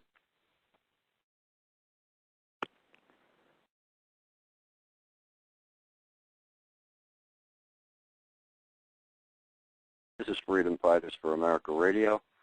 This speech that we're about to listen to is about secret societies from President John Kennedy. Ladies and gentlemen, the very word secrecy is repugnant in a free and open society. And we are, as a people, inherently and historically opposed to secret societies, to secret oaths, and to secret proceedings. We decided long ago that the dangers of excessive and unwarranted concealment of pertinent facts far outweighed the dangers which are cited to justify it. Even today, there is little value in opposing the threat of a closed society by imitating its arbitrary restrictions. Even today, there is little value in ensuring the survival of our nation if our traditions do not survive with it. And there is very grave danger that an announced need for increased security will be seized upon by those anxious to expand its meaning to the very limits of official censorship and concealment. That I do not intend to permit to the extent that it's in my control. And no official of my administration, whether his rank is high or low, civilian or military, should interpret my words here tonight as an excuse to censor the news, to stifle dissent, to cover up our mistakes, or to withhold from the press and the public the facts they deserve to know. For we are opposed around the world by a monolithic and ruthless conspiracy that relies primarily on covert means for expanding its sphere of influence, on infiltration instead of invasion, on subversion instead of election, on intimidation instead of free choice, on guerrillas by night instead of armies by day. It is a system which has conscripted vast human and material resources into the building of a tightly knit, highly efficient machine that combines military, diplomatic, intelligent, economic, scientific, and political operations. Its preparations are concealed, not published. Its mistakes are buried, not headlined. Its dissenters are silenced, not praised. No expenditure is questioned, no rumor is printed, no secret is revealed. No president should fear public scrutiny of his program, for from that scrutiny comes understanding, and from that understanding comes support or opposition, and both are necessary. I am not asking your newspapers to support an administration, but I am asking your help in the tremendous task of informing and alerting the American people. For I have complete confidence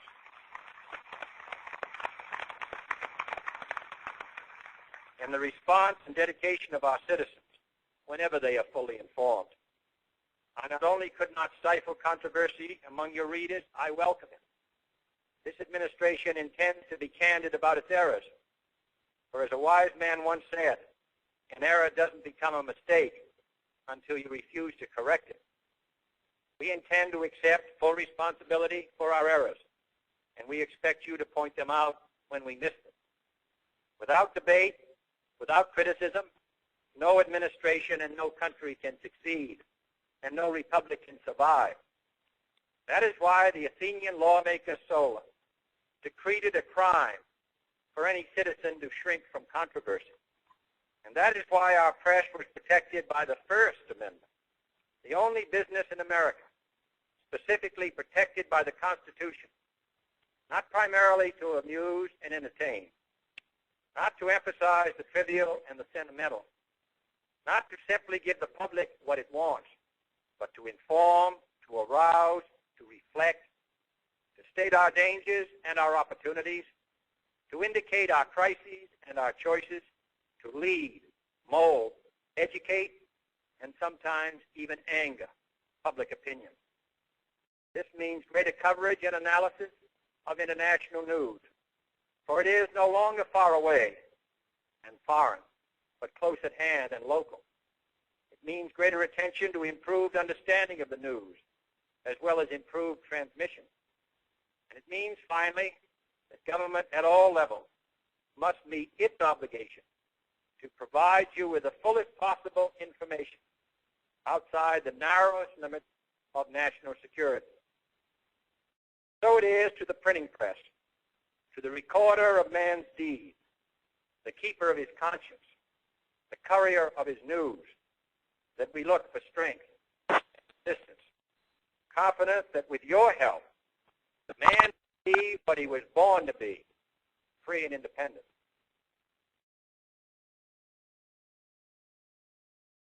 That speech was from President John Kennedy about secret societies. I think it was pertinent then, and I think it's very appropriate now. He spoke about the secret societies and about what's exactly happening in our government right now.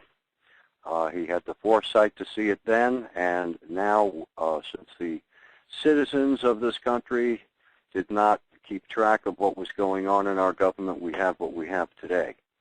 And so, I might, Chris, I might add something to this also. Since the time the first coup d'etat, I call it, happened with the murder of John F. Kennedy, Bushes were involved, senior.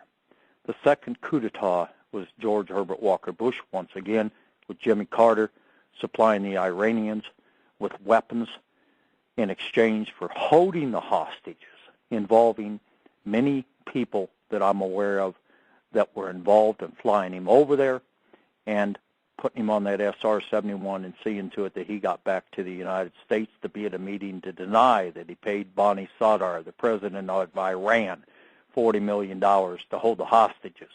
Gunther Russbacher provided that information before his death years ago to Rodney Stitch. It's in his book, the most detailed about October surprise and the coup d'etat and Jimmy Carter's election, etc.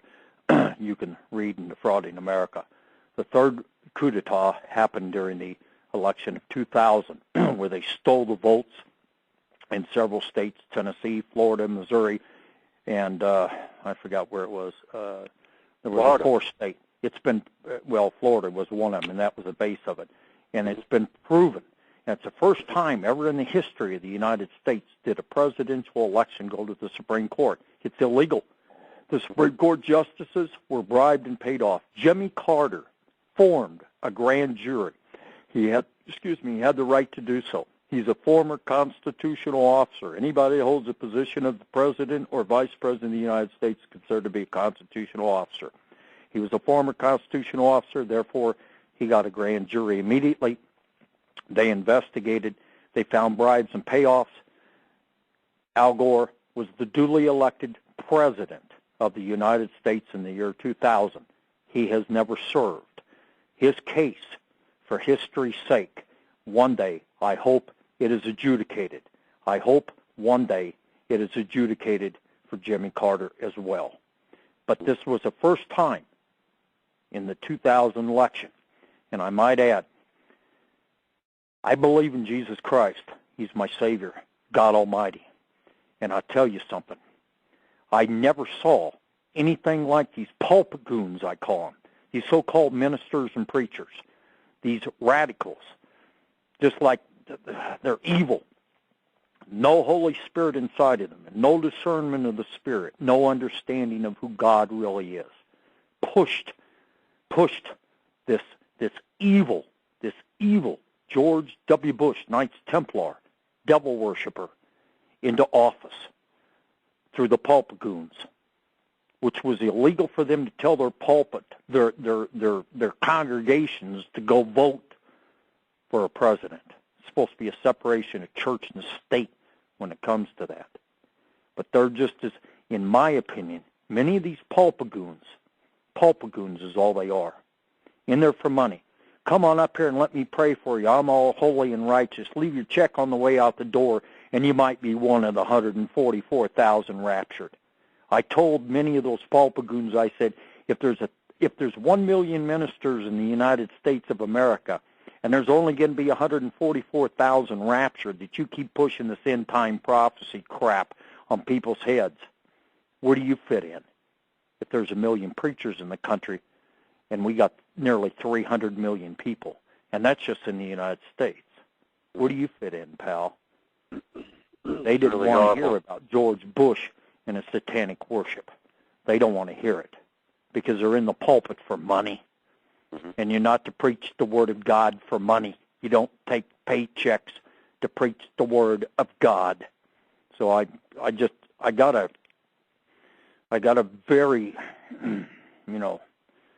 sincere, should we say, not a hatred. God hates evil. I hate evil as well. And many of these pulpit goons are nothing but evil. They're as evil as the Bushes are. So with that, I'll just... Well, I can understand where you're coming from there.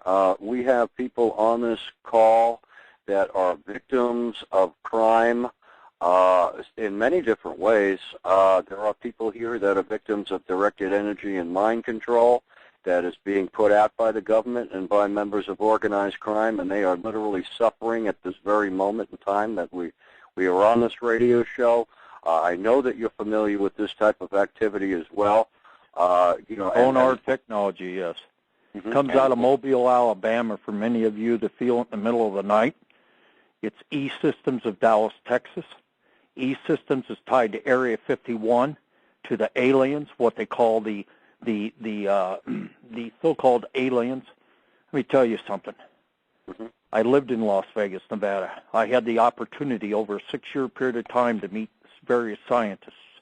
I met people that survived the place. There's a saying, you work at Area 51, on your day of retirement, they have a big party, and you never go home. Your skeletons might be found in the desert on the plantation out there someplace. It deals with aliens. Aliens, Roswell was real. It was the first time the fallen angels reappeared before our society, mankind, to bring us the technology we have today. The U.S. government has 150 flying saucers in their arsenal. Britain has them. Israel has them. France has them. Everybody's got the saucers. Adolf Hitler made them. It all comes from the Nikola Tesla technology that the Knights Templars, Morgan, Morgan Bank provided the Knights Templar at the time, our U.S. scientist, Nikola Tesla, who provided this. He found Well, I recall Bell Labs made this saucer as well. They were pictures of the Bell Lab saucer. It looks just like a flying saucer. I would imagine that a lot of these devices created here on this planet were, mistaken as UFOs. I mean, They could be, but we do have, and there is an alien base. There's one in Australia. There is one at Area 51. There is one at Richfield, Utah. There is one in Jordan near Israel. There is one in Australia. Now, what's interesting, these bases, they go to the center of the earth. We had an Admiral Byrd that wrote a book called The Hollow Earth.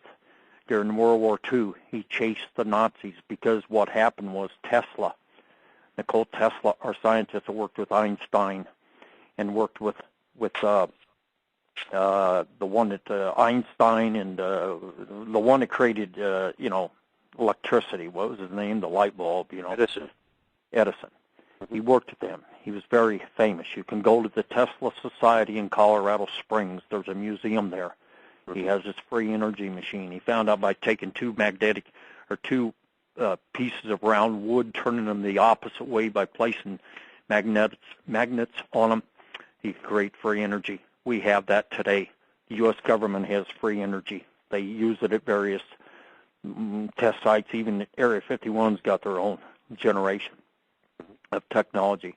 He found by cranking this up to a higher speed, these discs, that it became anti-gravity. That's where the saucers came from. That's where HAARP has come from. That's, he created a tower in Colorado Springs. Anyone that could get, I don't know whether you've ever heard of the Philadelphia experiment, but go to Blockbuster or wherever and get the videotape and look at it. Time travel, it's real. We have a problem today. It's very bad. And the problem is these superconductors. There's one over in Switzerland that they're able to look into time. They're able to transfer into the past. They're able to go into the future. We have parallels in things that's so far off the charts that people couldn't even believe it. I've been told this by scientists, some of the top in our country. I'm aware of things. I would bet that a lot of people would like to have some of those right about now. I'll tell you what. The key to this country, and this is something everybody listening, we have a president of the United States that doesn't know what the hell is going on. He's naive. He's surrounded by Israeli Mossad Rahm Emanuel, the head of the North American Mossad desk. They've infiltrated us. They're bleeding us dry. They use this country to its max. They think they're the chosen people and some special people. They refer to us, many of the Israelis in America refer to us as Goyism, the Gentiles. They've rejected God over the years. They've been punished. The Bible pretty much speaks it. I don't have to speak it. But we got the North American desk as his head chief of staff. We got Mega Mossad Hillary Clinton. Mega Mossad, parading around as a U.S. Senator, First Lady, and all the other crap, and now Secretary of State. She blackmailed her way into the Secretary of State's office. Why? Barack Obama had two homosexual affairs that they're aware of. One was with Reverend Wright, and the other was with Larry Sinclair. Wait a minute. Where do you get this stuff from? I'm aware through U.S. intelligence that has pictures. They also monitored Hillary Clinton. They helped destroy Hillary Clinton in the election by exposing her. And also the fact that they had monitored and have been monitoring her for a long time of her illegal activities. And they found out just 2 weeks after the election that Hillary Clinton, before they announced, it was actually about 6 weeks before he announced that he was going to make her Secretary of State, she blackmailed her way into the Secretary of State's position by using that information against Barack Obama and providing him pictures that they had of him and Larry Sinclair, and also about his former cocaine use. So he makes her Secretary of State. They also put this Eric Holder in as Attorney General, who was the one that was the cover-up meister on Mark Rich, who had ties back to my ex-in-laws and also to the Bushes. And Mark Rich was the one that ripped off the country. He was mega Mossad. And they blackmailed to put Rahm Emanuel in, to keep the Israeli control, to put Hillary in so she could report back to Daddy Bush and the crime syndicate, who's her boss, and third, to put Eric Holder in there to continue the cover-up. The United States Department of Justice, every attorney general since 1981, has been a cover-up meister for the Bush crime syndicate. If you go to my website, you look under my grand jury filings, you will see I have named former attorney generals because I have proof and evidence that they covered up major crimes for my ex-in-laws. Kennedy, you just heard the tape talk about secret societies. Leonard Millman was part of that Illuminati, Knights Templar bankers. That's what Kennedy talked about, the secret societies. And who do they answer to? They answer to the devil. They answer to the fallen angels. The fallen angels are here on this planet. God cast them out. There was a war in heaven, and they're down here on this planet, and they're flying around in flying saucers. And anybody doesn't believe it, that's okay. Go out there and do your research and look at what is out there. Look at the Nicole Tesla stuff. If we may, I'd like to continue on with the Kennedys, if you don't mind. I find this whole entire matter of how these New World Order thugs have just literally decimated this entire family. Can you give us a rundown on what happened with John Kennedy Jr.? I know it's on your website. I've done a story up there, and basically what it is they killed him because he was going to run for the United States Senate against Hillary Clinton. She needed that Senate slot. She as a stepping stone for the presidency, because in the year 2000 she wanted to run. She wanted to be put in place, and nobody wanted the Clintons in there. They had enough of them. They heard about too much of the crimes, the cover-ups, and everything else, and they wanted them out. They actually tried to destroy Al Gore, and it was in the Buddhist temple cover-up stuff. There's some stories in there that we've written, massive amount about that. They did everything to derail Al Gore, and they actually worked with the Bushes to continue the Bush Clinton crime syndicate, as we've referred to it as, etc. But they murdered Kennedy, and I had a Division IV hitman who later became Interpol, okay, part of Interpol, who investigated, who was one of the ones that chased down the Green River murderer and so forth, had been tracking murderers worldwide for the U.S. government. He was a family friend, indirectly related, fourth cousin to the Kennedys. I've known him several years. He provided me. He decided to come public because of the other Interpol agents that were involved in the investigation of the assassination of Jr., John F. Kennedy, Jr. They provided this information. We put it in story form. It was the first time any one of them came public about it. He didn't come public. He did it underneath a fictitious name with Tom Flacco, and he wrote the story. And he put the Interpol and detailed what had happened. But it was a phone call. This has been verified. I can't get into the specifics of it, but a New Jersey grand jury heard this case, indicted certain parties without mentioning their names for the murder of John F. Kennedy Jr., and those are under seal. They were pushed up to the U.S. Justice Department to be released, and of course, once again, the Attorney General of the United States at the time, before Alberto Gonzales, this little puke from Missouri, Ashcroft, the one that runs around and parades around as a minister. That puke covered that evidence up, along with all these other crimes, just like every one of them that have been attorney general since 1981 have done nothing but obstruct justice and commit treason and sedition against the American people and the United States of America. There are so many indictments against these people that I'm aware of that are there, just like the 10 U.S. attorneys. They have them indicted for treason and sedition, and they fired them.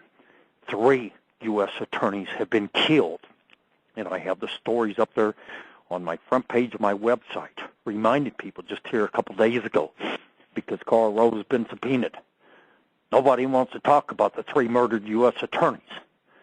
But a friend of mine, who I've come to know, whistleblower, his attorney was actually disbarred because they filed against him because they stole $950 billion out of the Medicare Medicaid system through General Electric and U.S. Bank, involving the Bushes and Jeb Bush and George Herbert Walker Bush. And they murdered 3 U.S. attorneys. Maxine Waters actually brought this up in a hearing no more than about 6 or 8 months ago and said something about the dead U.S. attorneys and Tom Flacco's story. Okay? Read those stories. It's very important. It gives you details. But they murdered Kennedy Jr. because he was going to run, and he was getting ready to publicize in George magazine just before his death. He was going to publicize the stories and the details about the murder of his father, which he had the evidence. And he was going to put it in, and it killed him, his wife, his sister-in-law, and his wife was pregnant. So there's 4 murders that Hillary Clinton, George W. Bush, George Herbert Walker Bush were involved with. And those people, there is no statute of limitations on murder, and they have been indicted in a New Jersey grand jury that I'm aware of that was a criminal referral done, and those indictments are under seal to this day. So there was a grand jury indictment, and would the people that you just named were listed as the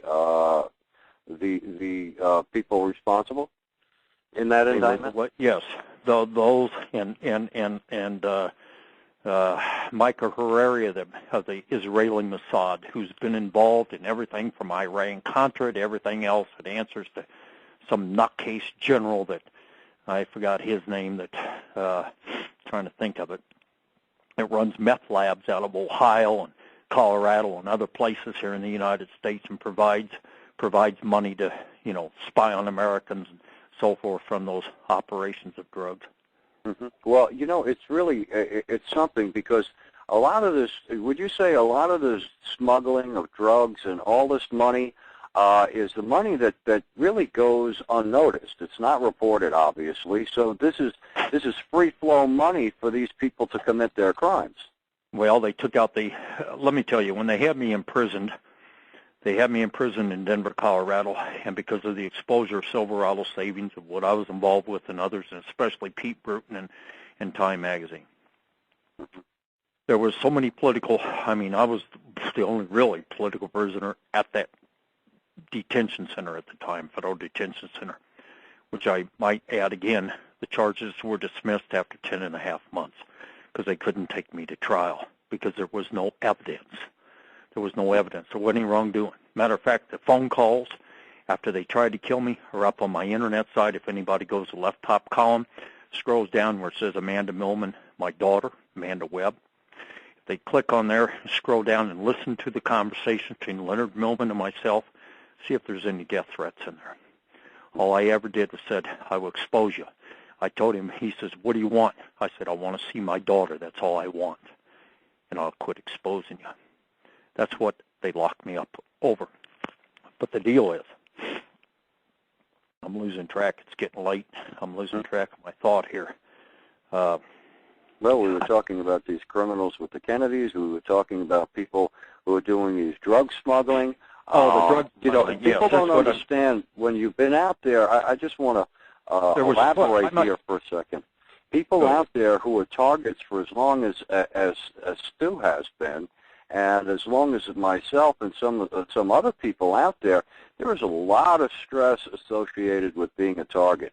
And these people who want to cover up these crimes know that people such as ourselves have a lot of damning information. So what they need to do is discredit people. They want to discredit people who are whistleblowers that have very critical information to put these criminals behind bars, some of which, who these criminals are extremely influential and have a lot of power. So when people get on radio or get on or write stories about this or have websites such as myself, it is very hard not to become affected by all the trauma that people are put under. So anyone out there that senses a lot of trauma in reference to these stories that we have on these radio shows, you can bet your sweet shoes that people are under a lot of trauma and a lot of stress when they talk about these subjects. So please keep that in mind. I want people to understand that. It's just, you were talking about the drugs, Chris. Mm-hmm. I found, because I was locked up, what I was talking about, with all these different people that were being writted in, they called it, like subpoenaed in, but they were prisoners. They had been caught in various drug operations, money laundering. I mean, there were pilots, Iran-Contra pilots, finding all these drugs. The way they were paid was through Neil Bush, trading stock through Meyer Blinder, tied to AIG. They put the stock up for loans they never had to pay back. The artificial stock Milne is creating. I was told by them. I even got proof and evidence. There was over $12 trillion worth of narcotics, part of the Iran-Contra, Mena, Arkansas, the Clintons, my ex-in-laws, the Millmans, laundered through their savings and loans, Silverado of Denver, in a 9-year period of time. That's over $1 trillion each year was laundered just through that savings and loan. Then after that collapsed, it became Boulder Bank. Boulder Bank, they were laundering it through. Then Henry Gonzalez, I provided the information because I found out about it. It was laundered through Key Bank. It's been talked about. Everything that I'm talking about right now, most everything, many of the things of the 1980s have been investigated by the United States government. Many of them, you just got to know where the court case was, or you have to know, in specific, the court case. And many of it was talked about in many of the hearings under House Banking, under HUD, Housing Urban Development hearings, various things. Many of these things were testified to, Iran-Contra hearings. And it was all covered up. The Alexander Committee hearings. And Bill Alexander had a crap load on Arkansas. And he was blackmailed and bribed. Not blackmailed, but cratered. They set him up under the Boulder Properties deal. Hillary Clinton did, and my ex-in-laws. And go in and look where it says blackmail congressmen and senators under the table of contents. Or it says Boulder Properties. Read the details. Al Martin was involved.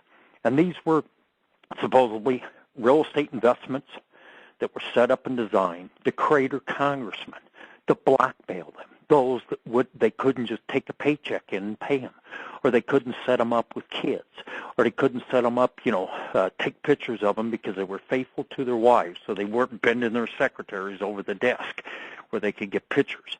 Every congressional office and senatorial office, most of the courts in America, and if you go back to what's called the Catola Affidavit on my website, you will find it in there, either under the Catola Affidavit, CIA, or if you go down to the news pages, all those news pages, there's tons and tons, there's 5 of them, tons and tons of documents in there that have never been archived because I haven't had time to deal with it, because always investigating and digging and doing what I can to keep providing the information. But in there, they're talking about the Catola Affidavit, how George Herbert Walker Bush and others were involved in Operation Watchtower and various things. And this was a colonel that was assassinated. And I got my hands on this from a Pentagon source, that was quite aware of it. But they're talking about how they bugged all these U.S. attorneys, how they bugged state prosecutors and cambered their offices. This way they could get their picadillies on them, whether they had a drug habit, whether they were smoking a joint or liked cocaine, whether they were screwing around on their wives, affairs with their secretaries or whatever, or whether they were homosexuals or whatever. And then they took and created what they called red squads from those. And many of them were police chiefs across the nation and so forth, that then they could come back in later and say, listen, we want you to target so-and-so. Hey, we're not going to do that. It's illegal. Oh, well, here. And they'd set a picture down on the desk of him screwing his secretary, and all of a sudden, what is it you want? Oh, we want you to target Stew Webb. We want you to illegally arrest him a few times, cost him some money in attorney fees, try to get him locked up. Those kind of things happen. They call them red squads. And they got 50,000 of these bastards and bitches across the United States infiltrated in all the municipalities, the county-level positions, the state-level positions, as well as the FBI, the CIA, the DEA, and all the various agencies. Look at all the bastards in the cover-ups over the years. The Oklahoma City bombing is an example, which was a Bush Clinton crime syndicate bombing. Iran Contra players blowing up the frigate building. What was that for? It was to legitimize control over the American people through the anti-terrorist bill, where they'd be able to spy more on the people and legitimize the illegal side of the CIA to be able to carry a badge and haul more drugs. That way they wouldn't be stopped by the highway patrol, things of that nature. Why did they do 911? So they could eliminate the Constitution. We can prove the Israelis, and it has already been proven by the United States CIA and the FBI. Sybil Edmonds, the FBI whistleblower, she had the communications between those Turkish-American council that she can't talk about, but I can because I'm not under any time. I've intentionally held back in certain filings from time to time in court so they couldn't gag me the way they did her. But they gagged her, and they gagged her on the communications that she overheard, which was Gary Best. Gary Best was an Iran Contra player, part of the privatized U.S. Special Forces that became an army for the president outside of the control box of the Pentagon or the U.S. government, privatized under Clinton after the Oklahoma City bombing. They were the ones that were involved in 911. They were involved, terrorists for hire. They were part of the Dancing Israeli group, as they call it, that if you go up on my website and look, we've specifically detailed things from time to time. My ex-in-laws, the CIA, and other intelligence agencies have investigated the money flow, and I provided a few things to them.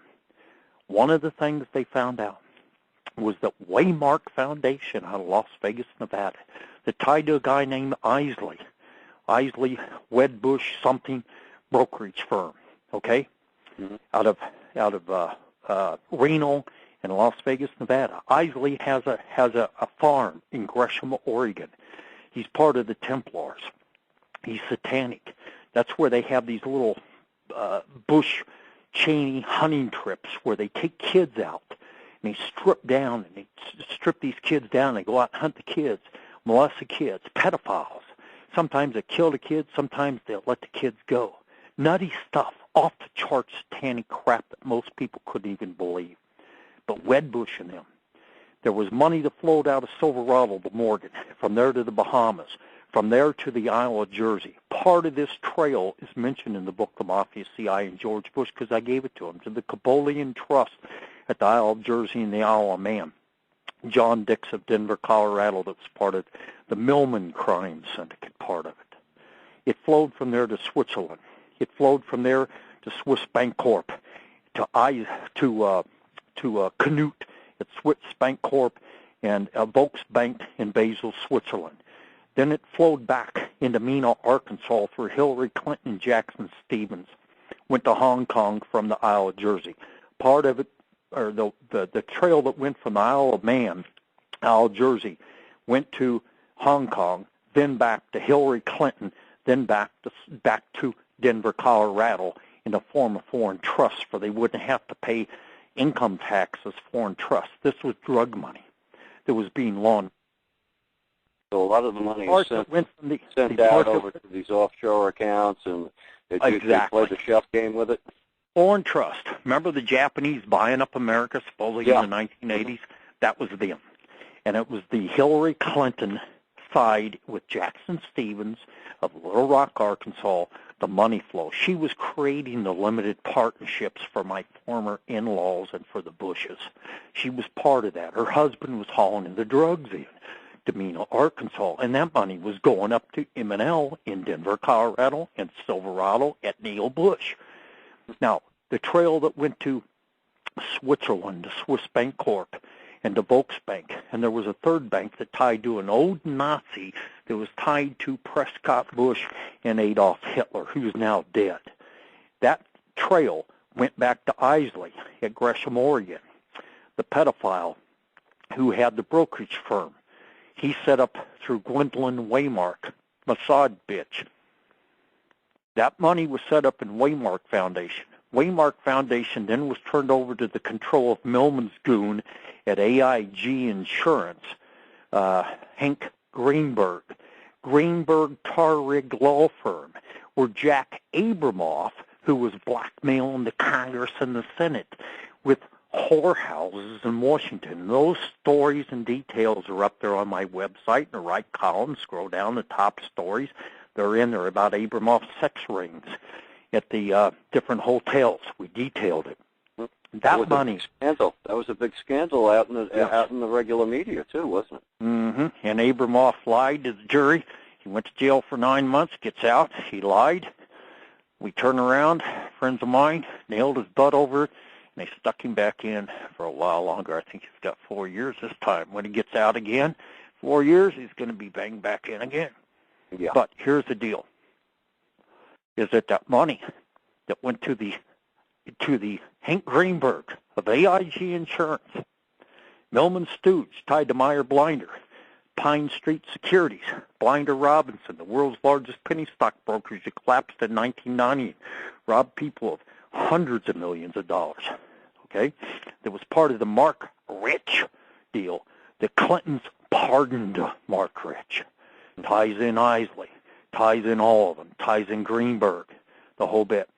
Greenberg, some of the same players during Whitewater? Same players, same game.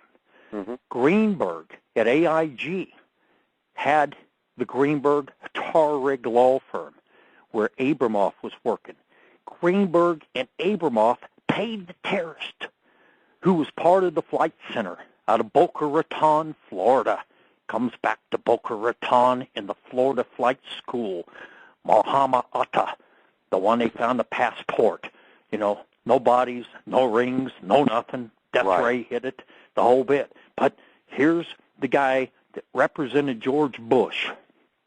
His wife supposedly on an airplane, the whole bit, killed. He was seen throwing something the day of 9/11 after it occurred.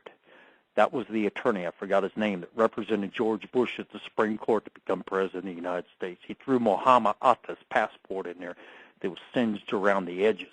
But yet there wasn't any bodies. There wasn't anything found except that melted gold, $200 million. And as soon as they got the gold out of the building of 911, all of a sudden the firefighters were told to back off. No more. We're going to scrap everything. Remember there was a big deal between the firefighters and the police? Okay. Who paid the terrorist? Hank Greenberg of AIG, that's stealing all this bailout money over those artificial subprime mortgages with no houses to back it. He paid the terrorist with Jack Abramoff, the Israeli Mossad connection.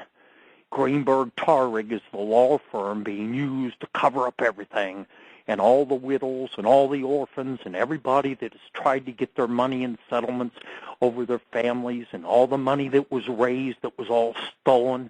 There were $2 or $2.5 billion that were raised by the American people through donations. U.S. Bank is an example. Who was on the board of directors of U.S. Bank, created U.S. Bank up until about 6 months ago? George Herbert Walker Bush. They collected almost $1 billion for all these orphans and widows and everybody else. Where did that money go? It's unaccounted for, still to this day. These are contributions. 2 movie stars, husband and wife both. What are their names? The blonde-haired gal. She came on TV here about 2003, 2004. Goldie Hawn and her husband. They came on TV because they contributed $1 million or $1.5 million to the fund. They're saying, where'd the money go? Where'd the money go? If anybody remembers this, you have to remember these things. You have to watch history in its making, and you have to understand. But Greenberg tar rig and that Waymark Foundation, the Mossad connection with my ex-in-laws who were basically Mossad, the Israeli connection, they were the ones that paid the terrorist on 9/11. And I'll tell you something. The United States government, you ask yourself, why did Karl Rove resign? Why did Gail Norton, former Attorney General of Colorado that obstructed justice over all the stuff was getting paychecks for attorneys, her pays from Millman, for attorneys that weren't even on her staff. They were laundering through M&L, and she would enter into her account, her way of payoff. She was involved in the obstruction as Interior Secretary underneath George W. Bush, where they could steal all the land through the Bureau of Land Management and landlocked areas like Las Vegas, Nevada. Stories were written in 1995 in the Las Vegas Review-Journal about it. I helped do those stories. Olympic Corp, Skyhawk Homes, the Rockefellers, the Millmans, how they were getting them for 10 cents on the dollar. Bureau of Land Management. But yet there were legitimate offers for 90 cents on the dollar more that they couldn't even get their deals through. Okay? She was there to continue the James Watt obstruction of having America land sold to the insiders and the whole bit.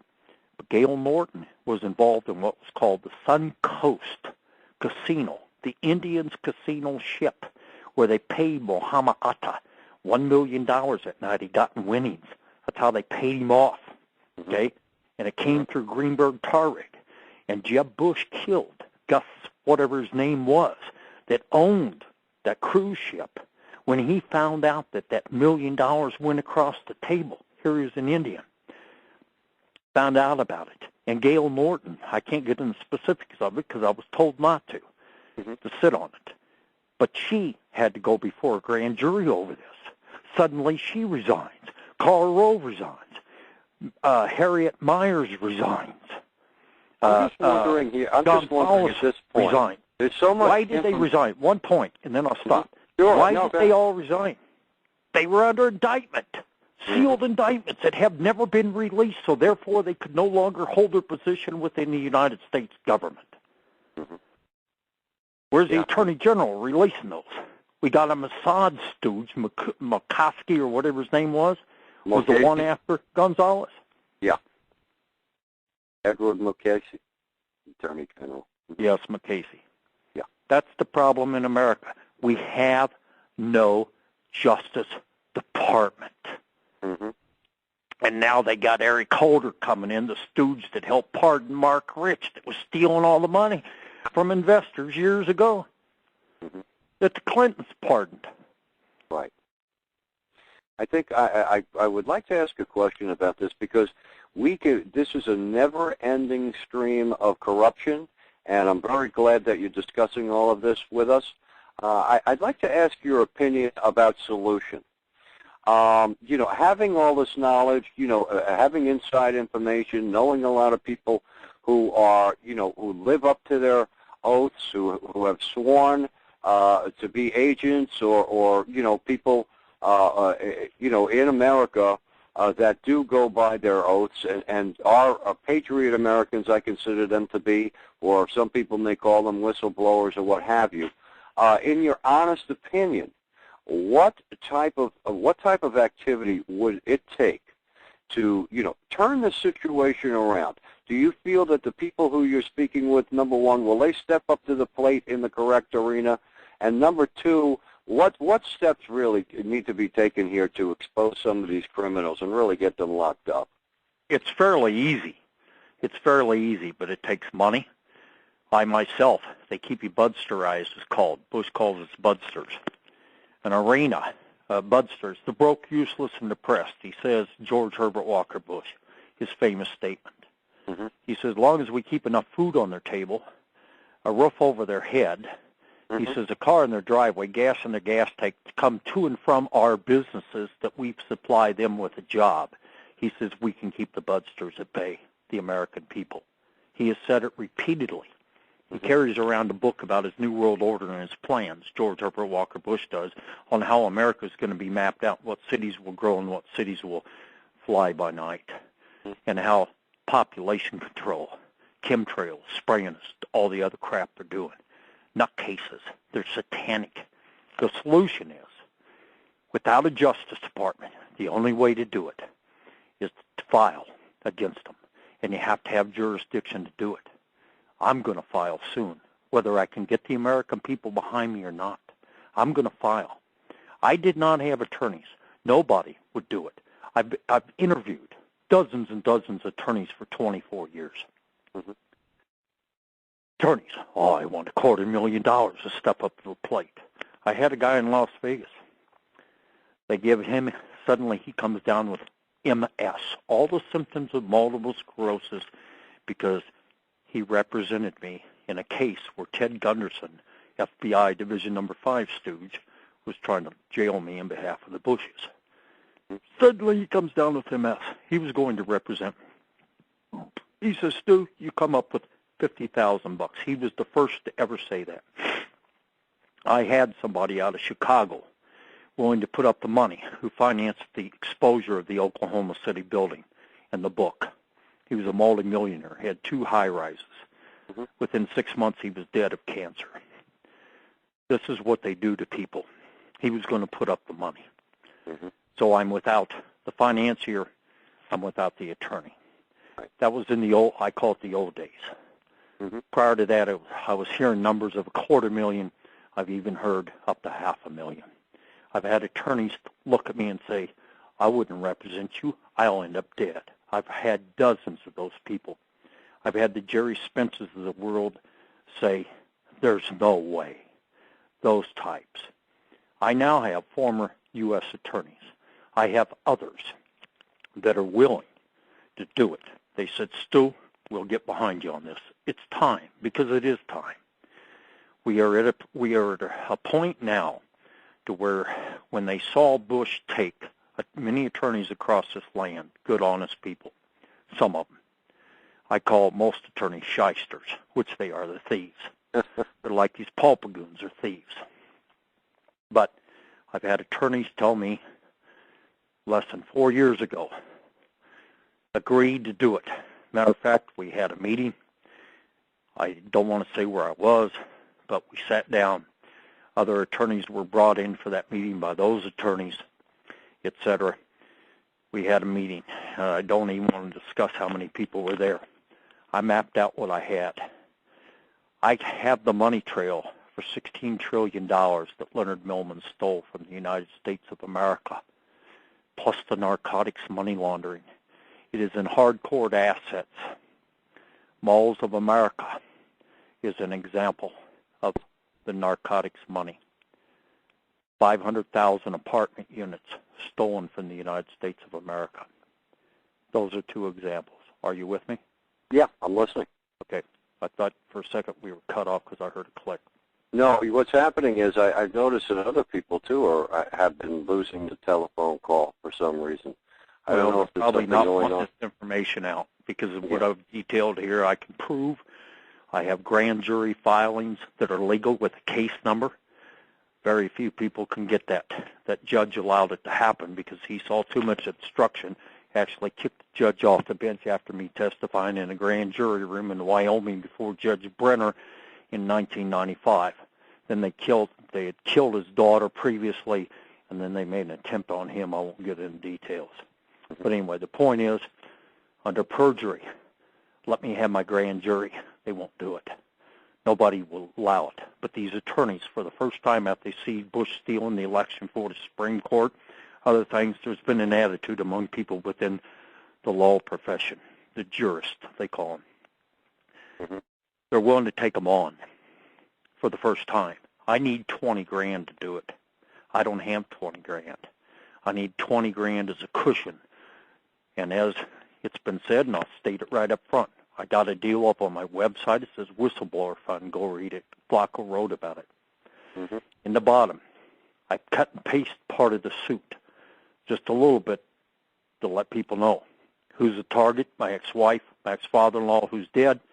He's going to get indicted even though he's dead, for record, and his estate, and my ex-mother-in-law, which she may be dead. I've heard rumors in the past 4 weeks she may be dead.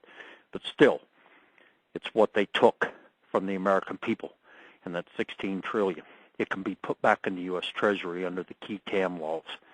I've got recall, I've got obstruction, I've got the whole bit. Frauds upon the court over my daughter. My jurisdiction is my daughter. Now, and what they did in the kidnapping, and the indictments that Carol Lamb brought against them for that she was fired over for those indictments. Now, what I have is jurisdiction. Very few people have it. Under the key TAM and the money trail is the key. Under the key TAM, False Claims Act, stealing from the United States of America, means that the government takes it all. Narcotics, money laundering, they take it all. I get a third of it under the key TAM laws. I don't plan on keeping it. I plan on giving the distributions, should we say, to those that have suffered at the hands and the crimes of these people, and to make available to those that have been ripped off. 1/3 of that. But I have attorneys that agreed to do this. Plan of action is we do the filing. I go in on supposedly pro se basis to keep them alive until the day before court. They put their motion in as if attorneys of record, and then the party starts. We do not have to do any depositions. We don't have to do anything except interrogatories on my ex-mother-in-law and the amount of assets she claims that she has. That's it. Or, if she is dead, the estate. That's it. And the attorneys of record for the estate are the ones hiding all the other assets.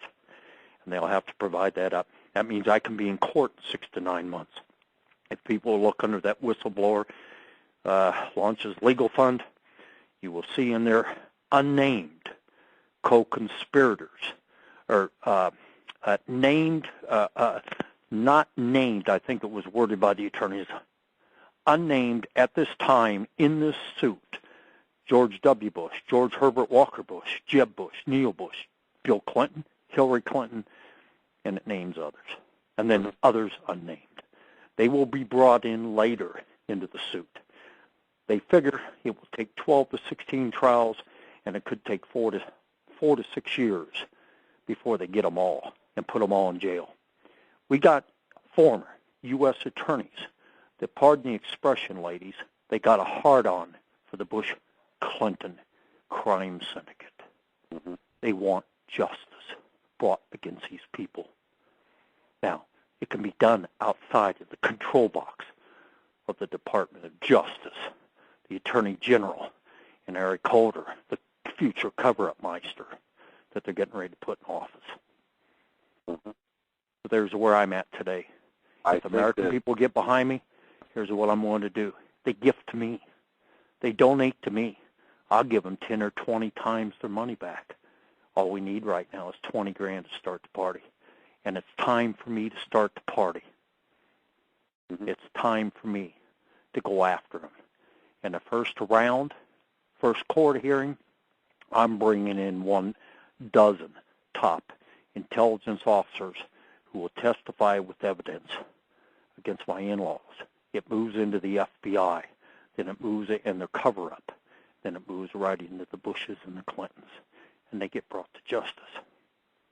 So if anybody wants in, get a hold of Well, we'll certainly be talking about, we will be talking about your lawsuit with the Freedom Fighter members. That's for sure. And then along the way, if I may add one more thing, Chris. We discussed it earlier. People like Rodney Stitch, people like Gerald Salisbury, people like, many of the other whistleblowers out here. They're going to be brought in to it because they were targets in many ways. Many of these people that have been targeted, they're going to come in as co-plaintiffs, joiners to the suit. I'm going to provide them the attorneys. From the first round of money I get out of this over my daughter against the Millman estate. Well, I think this is what we have been calling, and I've been speaking to some of the people that you've mentioned, their names, and this is what it's more of the Friends of Freedom Alliance. These are all people that we've discussed, between ourselves or know of each other, if that. And there definitely has to be people in the know who have the inside information. They have become victims. I think it's going to take people just like that on the inside, or who have been on the inside, as well as the general public and people on the outside, because this thing is so multi-layered that the pressure needs to come from the general public as well as from people who are still in government that are just not happy with what's going on in this country. How do you feel about that? Yes, there's a lot of people that are willing to join. I've got over 300 whistleblowers. I've got about 150 intelligence officers, people within every agency that there is, even in the top levels position that the Bushes and Clintons are not aware that I know. They're willing to do this. They're willing to come in and nail them on the head to ensure that justice is performed. They want the country cleaned up, because here's the future of America if something isn't done soon. Barack Obama, the President of the United States, whether he's a legal citizen or not, I don't want to get into specifics of what I'm aware of, okay? Mm-hmm. He really has good intentions. He means well. He's surrounded by Israeli Mossad, Rahm Emanuel, Israeli Mossad, Hillary Clinton criminal, both of them, and criminal Eric Holder, among a couple others that he's, talking about pointing, because they're blackmailing him. Now, he means well. We have a problem. Part of the United States Congress and the United States Senate are nothing but blackmailed, compromised, pardon the expression, ladies, gentlemen, shitheads.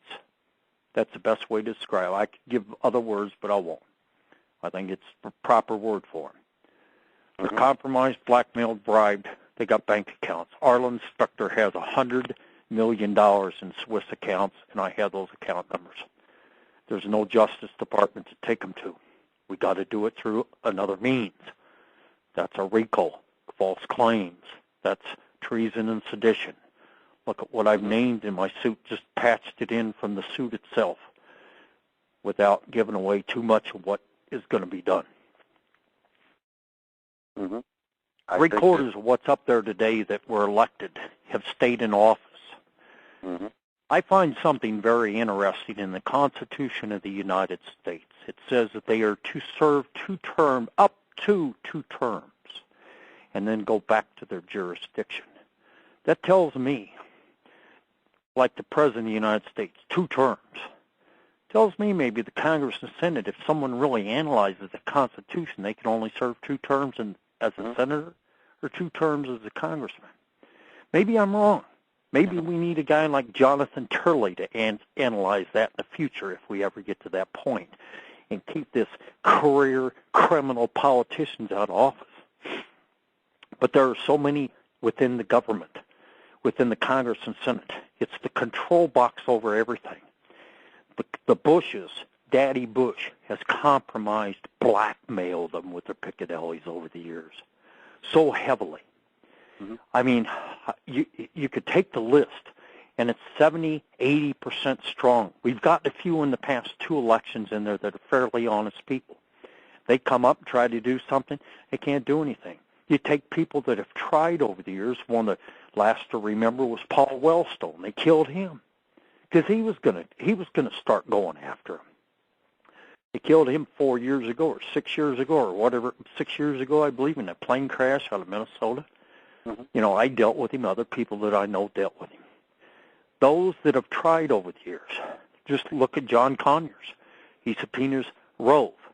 What is Israeli Mossad, Greenberg, Murdoch, Fox News, Fixed News, and the Sean Hannitys, and the CIA Panamanian child molester, Bill O'Reilly.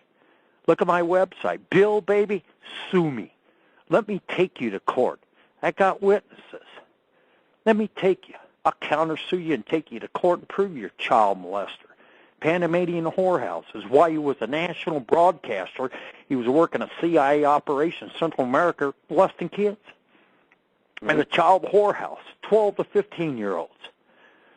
He's been sued by people as producers, had to pay up, harassing them sexually, females, a while back.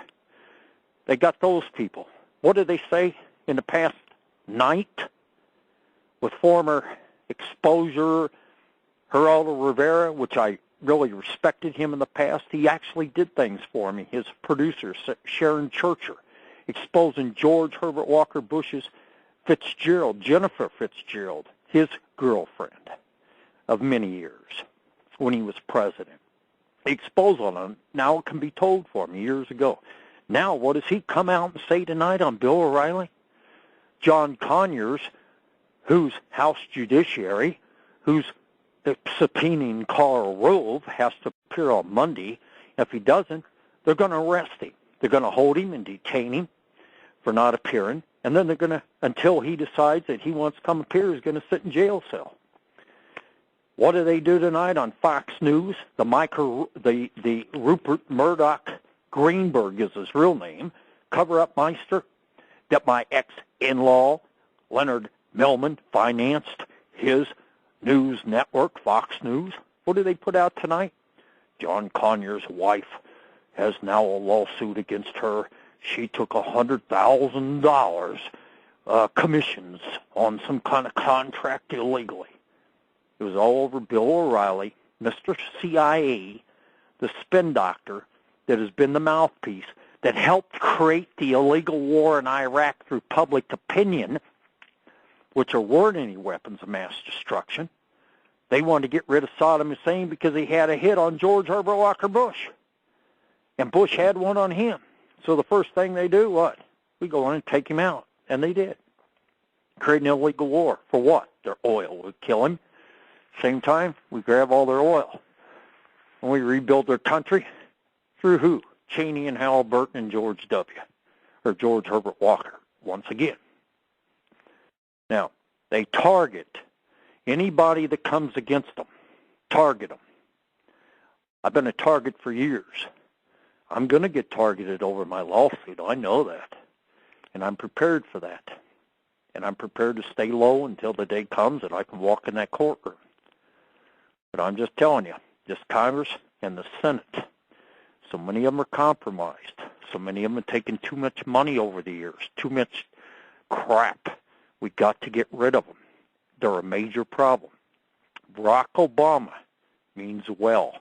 He means to do well for the American people, but he's not going to be able to accomplish it. And I'll ask everybody listening tonight, listen to me very carefully. You think that it's rough now out here in the economy.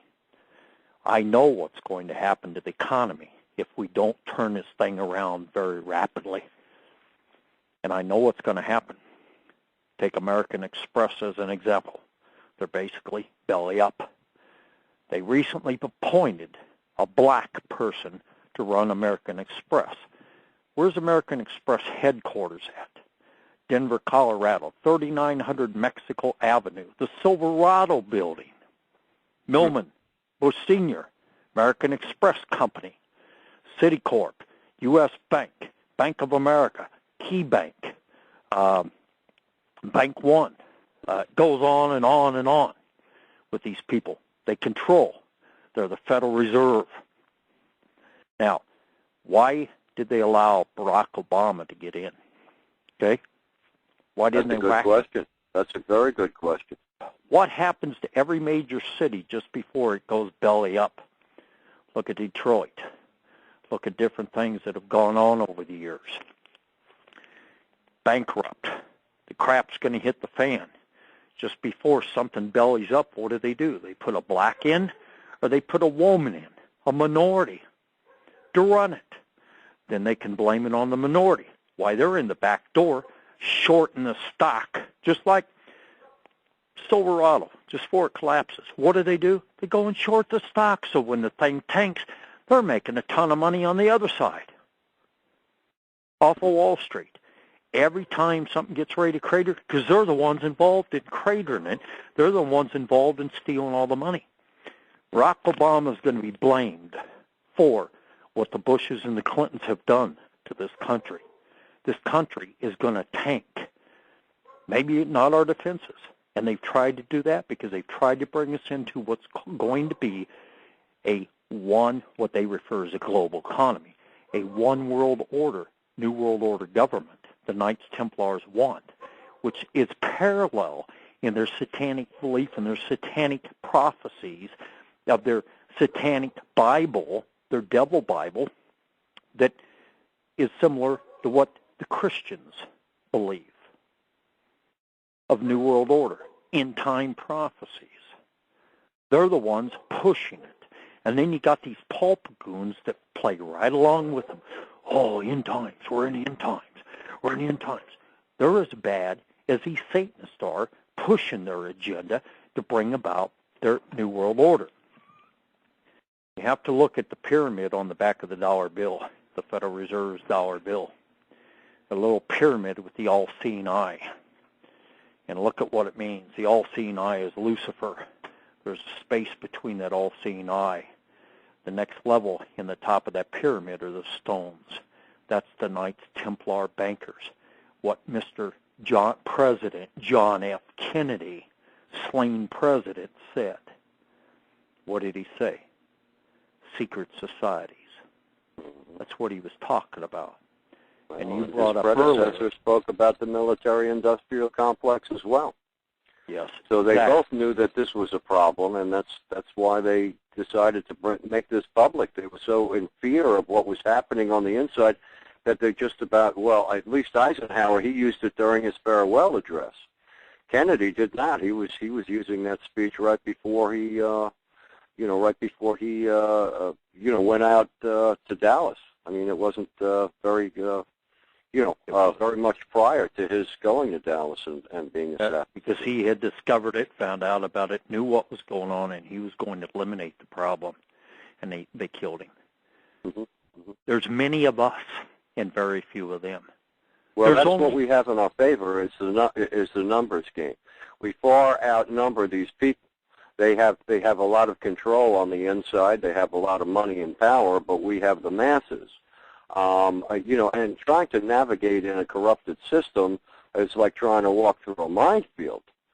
It's just we have to be at the right court, the right place, the right lawyer, having the right amount of money, and, of course, having all the friends with the evidence, and, of course, a lot of public awareness about these types of situations. And I think that's why a lot of patriot groups, a lot of groups out there that are advocating, even a guy like Alex Jones who's blowing into a megahorn in the streets, this is what it's all about, trying to wake up people who just don't have a clue about what's going on in this country and why they're going broke and the economy's collapsing and billions of dollars are being literally filtered out of this country, destroying our economy for a war on terrorism, which never really took place but was put in place. False flag operations and everything else. It's just a horror show. It really is, isn't it?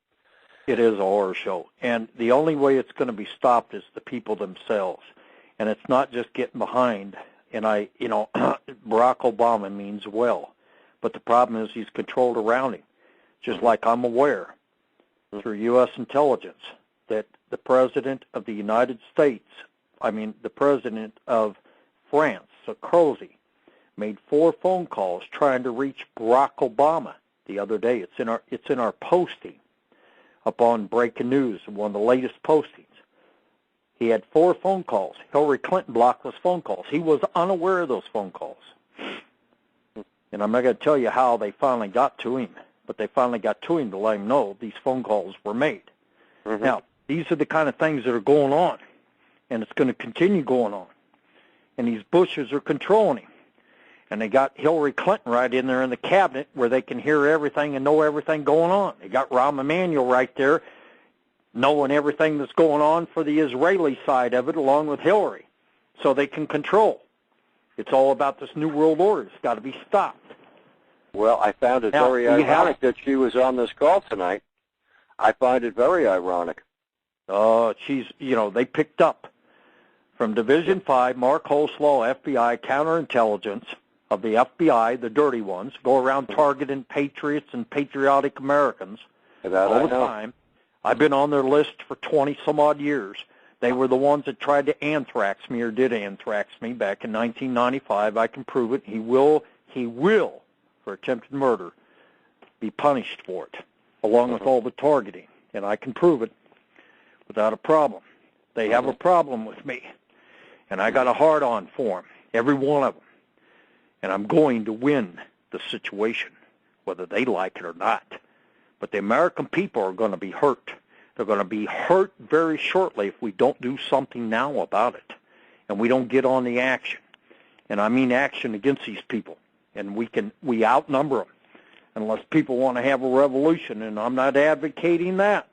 No, but no. Let me tell you, the New World Order, nobody's ever revealed this to you, or to the American people, whatever. And I'm hoping that this, and I will put a link up on my website because my numbers are off the charts. I've done over 2,500 radio shows since 1991. Mm-hmm. And I've been involved in probably 600 or 700 stories, and I'm written about in several books. I know what I'm talking about, grand jury filings and everything else. But I will tell you this, the people have never heard this before, and I will reveal it.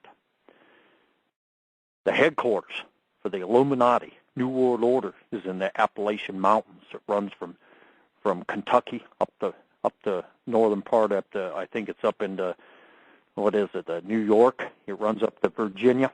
It's a secret underground facility out of Virginia right there. And that's where the Illuminati New World Order, they're all hooked in with these aliens. They're called aliens, but they're actually fallen angels. And I've known many people that worked at Area 51. I said, that have told me they're the fallen angels, shapeshifters, the whole bit. Mm-hmm. Told me right out. I asked them the question, if you had known that these weren't aliens, but these were fallen angels, would you have worked for them? And they said, hell no, I wouldn't have. I would have killed them. I would have killed the things if they could have. Yeah. But that's how bad it is. We have an agreement. The United States of America and several other countries made agreements, and this is top secret, from 1954 to the year 2012 with these so-called aliens, which are the fallen angels. They made agreement. Now, this is going to get everybody in trouble. You're going to have problems keeping this website and this link up after telling you this and revealing. I think what I'm having problems with is some of the people on the line, they want to know what fallen angels are. Well, God kicked out of heaven when Lucifer and his pride came against God Almighty, and there was a war in heaven. And remember the war? It's talked about in the Bible. If you don't get your Bible out, start reading what happened. Mm-hmm. Mm-hmm. It happened. They were cast to the earth. And that comes back to the whole earth, and it comes back to the sun in the middle of the earth, and it comes back to what Admiral Byrd at World War II chasing the Nazi fleet into the South Pole, into that big South Pole. Mm-hmm. Go back to a story I was involved with the guy that got anthraxed at American media right after 9/11. American media was shut down because they were anthraxed by the FBI Division Number 5 out of Las Vegas, Nevada, hooked to the Denver Division Number 5, Mark Oslaw. Go back and look at that series of stories in July of 2001 and August of 2001. My name's mentioned in a series of stories one time. There's a satellite photo of the North Pole, one of the very first satellites ever put in orbit by the United States of America. It shows that it's nothing but hollow and nothing but water going into the earth. And the earth is it's almost like the Garden of Eden in what they called the 1952 Blue Book, I think, operation, where they were chasing, the U.S. Air Force was chasing saucers. 2 jets flew into the North Pole and flew into the whole earth until they were running out of fuel and had to come back out. Their gauges went nuts like they do over the triangle down off of Florida. I think these subjects become very controversial, and obviously, without much fact, showing to people, they find it very hard to believe.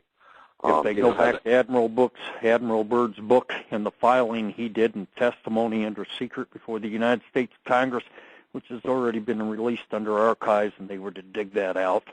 Yeah. I don't keep any of that around me or anything. I got documents buried. I got a warehouse. Oh, I know. You have a lot of information. I'm just wondering, I would like us to chip away at the actual criminals. Do you believe in the domino effect here? Do you think that if Yeah. a lot of these criminals start going down, more and more will start going down too? If you take out Leonard Millman, that's already dead. You take out his estate. You take out Carl Linder, which is the Ohio. They called it the 3 legs of Iran-Contra. Go look at my Bush Clinton crime syndicate flowchart on my website. It's right there in the front on the front page. It's the Ohio connection, the Arkansas connection, and Denver. The 3 legs of Iran-Contra. Millman was the Knights Templars money launderer from the Mississippi West. Carl Linder, that owned Chiquita Bananas, that Charles Keating was his attorney, is the East Coast. And Marvin Warner, First Bank collapse, American Bank out of Ohio. They were the 2 main money launderers for these Templars.